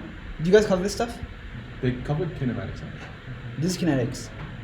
I think The hard one, the one that's after, like the latter, the last topic is like. That's kinetics. Yeah, I don't think they cover that. Thank God, bro. You guys are lucky. If I recall what Henry said, he said it was like he thought it was going to be a circular motion test, numerical test, and then there was. No, but circular motion isn't this stuff. Circular motion is the very first topic, which is. How about you guys in the middle? Do you guys know? You guys seem locked in. Compared to these guys over here, bro. These guys are bums, bro. See the guy with the AirPods in? He's the worst. No, I'm trying. That's a joke. That's a joke. How about this stuff? Do you guys know? This moment of inertia. So he briefly covered this stuff. But there's something called parallel axis theorem. Not gonna cover it, I'll be honest, actually. Maybe you should go through the equation, like the IXX. Like this stuff? This one. Do you know the parallel? Alright, just give us a second to confirm. Didn't you know the parallel axis? Oh yeah, this one. Why do they use Henry? I Sorry, don't think we did it that way. I mean, for geometric properties, we don't go through that way. You did this, right? Yeah. what you do, right? Yeah, yeah. And then the IX dash is like it's different for the different shapes. Maybe you should just let him know because like it's like for rectangles it's like BHQ. I think they'll ask it though. Oh, you're saying for rectangles and circles? Yeah, and then like triangles it's like BHQ on 36. And then for circles it's like pi r cubed on 4. Okay, wait, let me get to this. Okay, Yeah, so go for it. if you guys are, okay, I'll explain kinematics, but kinetics I'll stop because I don't think you guys cover it completely. So then I'll stop there. So imagine this is a rigid body here, a beam like this, and it's connected to a support, rigid support. Right? Are you dipping? Yeah, fuck off. Anyways, so it's going to be rotating with some sort of angular velocity, and it's also going to have a tangential velocity as well. So angular velocity is given by WO, but you guys just remember from circular motion that V is equal to RW, right? So in rigid body kinematics, excuse me, you guys are being very loud. Chatterbox. OA is given by VAO, so the velocity, relative velocity by the way, of A with relative to O, and the ROA. So ROA is just the length of that beam there. Yeah? Yeah. Anyways, there's also an acceleration formula that we can use. So this is angular acceleration. What I've shown here is the angular velocity. Okay? Here is the tangential relative velocity.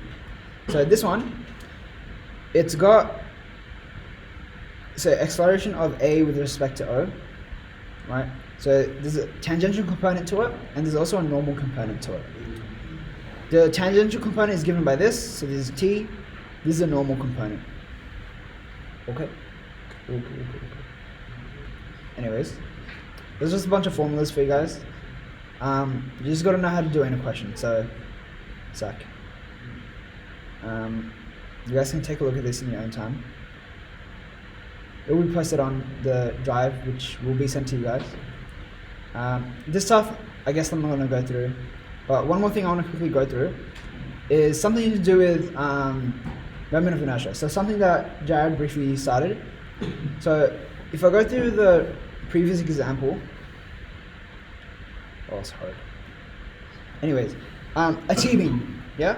So Jared already said that you can split this up into two different shapes, okay? However, luckily we have some pretty basic formulas for when it comes to rectangles, circles, or triangles, right? And this is just for something called IX, so a second moment of area. So for a rectangle, IX is given by BD cubed on 12, where if this is our rectangle, B is this, D is this. So shapes, so something like this, if it's positioned up this way, D is greater down here, so it will have a greater moment of inertia. If it's positioned like this, it will have less of a moment of inertia. This is something you guys cover next year in ENGG1300 in more detail.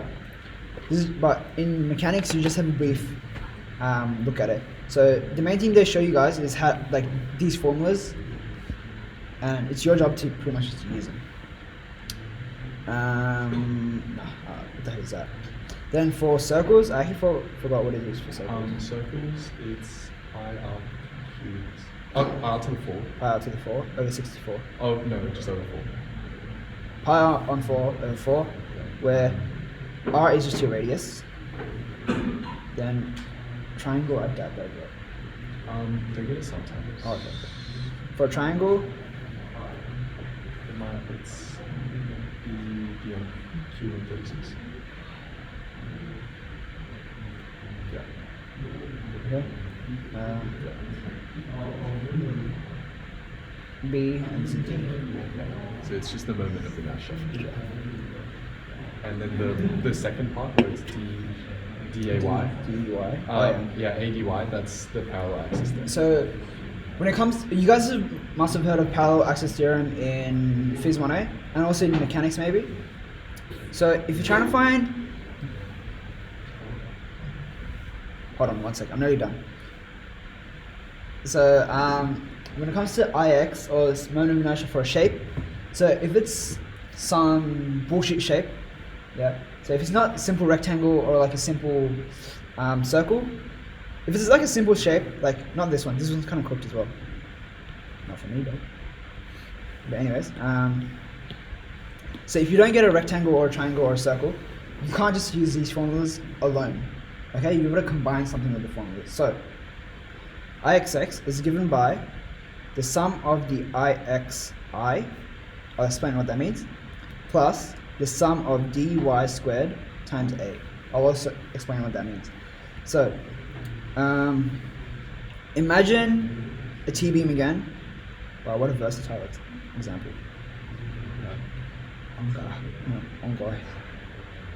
Okay, so we already said that we're going to split this up into two shapes, right? We want to split it up into some simple shapes as well, right? We don't want to split it up into like a trapezium and like a star, some bullshit like that. Something like two rectangles, right?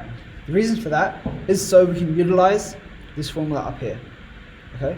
So, for individually, right, IX, let's say this is IX1, and this is IX2, we can find those, Randall, listening? Yeah. We can find those individually using this formula up here, okay? However, we're going to also have to account for a shift. If you think about it, the centroid of the shape is no longer the centroid of these two shapes, right? It's actually kind of shifted when we combine them together, okay? Because of that, there's going to be some sort of shift given by dy squared on A. So dy is just the vertical distance, so dy is given by di minus dn. Do you use dn? Oh yeah, dc, sorry. So in concrete we use dn. dc being the distance of the centroid, or to the centroid, and di being the distance to the centroid of the shape. The y distance, okay? And A is just the area of the shape. Cool. Okay, I feel like we've covered it in too much detail because I don't think they'll go through it. I think so. I think so. Do you guys do geometric properties? This is at the R side. Oh shit. No. Do you guys need more explanations? You sure? There's only like, Any questions there's only about- really two questions? Like Yeah. they ask for the centroid and then they ask for the moment of inertia with that opposite shape. Yeah. But if you guys already know how to do it, then it's fine. Like you only really need the parallel axis theorem, and then you need the centroid equations, and then you just need to make the table every time. It's the same process, so Yeah. it should be quite easy. What shape did you guys get in your assignment? The rectangle box. Rectangular box. Something like this? Oh shit. Oh yeah. What do you mean it was cut at the top? The top part is down. Oh. So it's a Kind of U. like that, yeah. But like a little bit. The little edges. The little edge. Yeah. I mean, you could cover it in that case. I think if you guys understand it, do you guys understand it? Randall? Nah, trust Randall. I don't trust Cam. Nah, I'm joking. Okay, any questions about parallel axis theorem at all? No? Okay, any questions overall about the recap workshop? Because we're about to end it. No? I'm not sure about the rigid body acceleration. I'm done. Cool. Rigid body kinematics? Yeah. Oh, this one over here.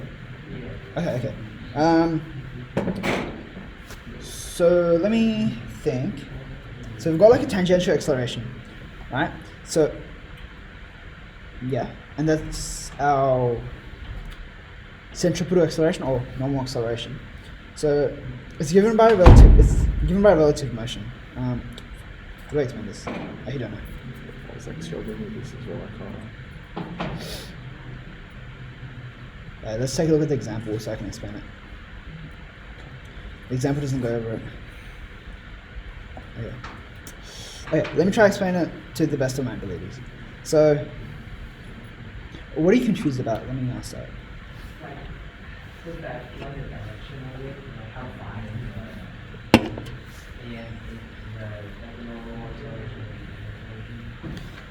so how to find each of these and in which direction is it pointing. So, yeah, I feel like this wording is wrong. This shouldn't be angular acceleration. It should just be acceleration, relative acceleration. That's what it should be. Okay, angular acceleration is given by this curved acceleration here, and it's given by alpha. Okay, this is the direction of the acceleration. So that's our relative acceleration of a with respect to o. What you will notice is the acceleration at o is usually equal to 0 because it's a fixed point, it doesn't move. So you can just say it's the acceleration at a, or of that beam a. Oh wait. Yeah.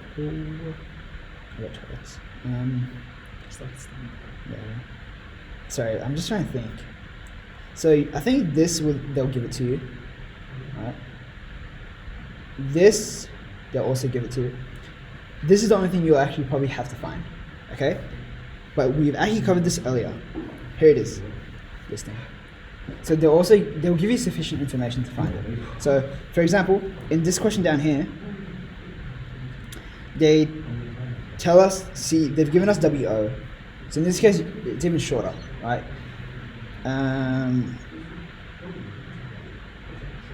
It's a lot of relative velocity and acceleration. So if you understand that acceleration of AO is equal to, if you understand that acceleration at AO is equal to AA minus AO, I think you'll be fine. And then the velocity at AB is equal to VB minus VA. And this one, you can even, and then VBA or VAB has the equation, VBA has the equation WAB, so the angular velocity times the radius, or the length of the beam. Yeah. Sorry, I couldn't really explain it that well, but this, you'll see a lot of online videos on dynamics. Search up Jeff Hansen, and he'll give you the best explanation. Yeah, my goat. Okay, any other questions? If not, we're done. For those online, oh wait, hold on, actually, right at the very end. Oh, sorry, any questions? Sorry. Okay, so this is something that I didn't really go through because I don't know if you're assessed on it. So if you are assessed, you find that you are assessed, just go through the drive, go through the slides yourselves. Alright, I'm not going to go through it. And, oh my god, my laptop's heating up. What I'm going to do, My iPad's gonna go. what I'm going to do is I'm going to upload this stuff onto the drive, and then I'll put a QR code up for you guys so you guys can scan it. Okay, make sure you guys save it as well. Let me upload all my shit. But anyways, thank you guys for attending. Let me stop the recording. For those online, too bad you missed out. Bye-bye. Bye.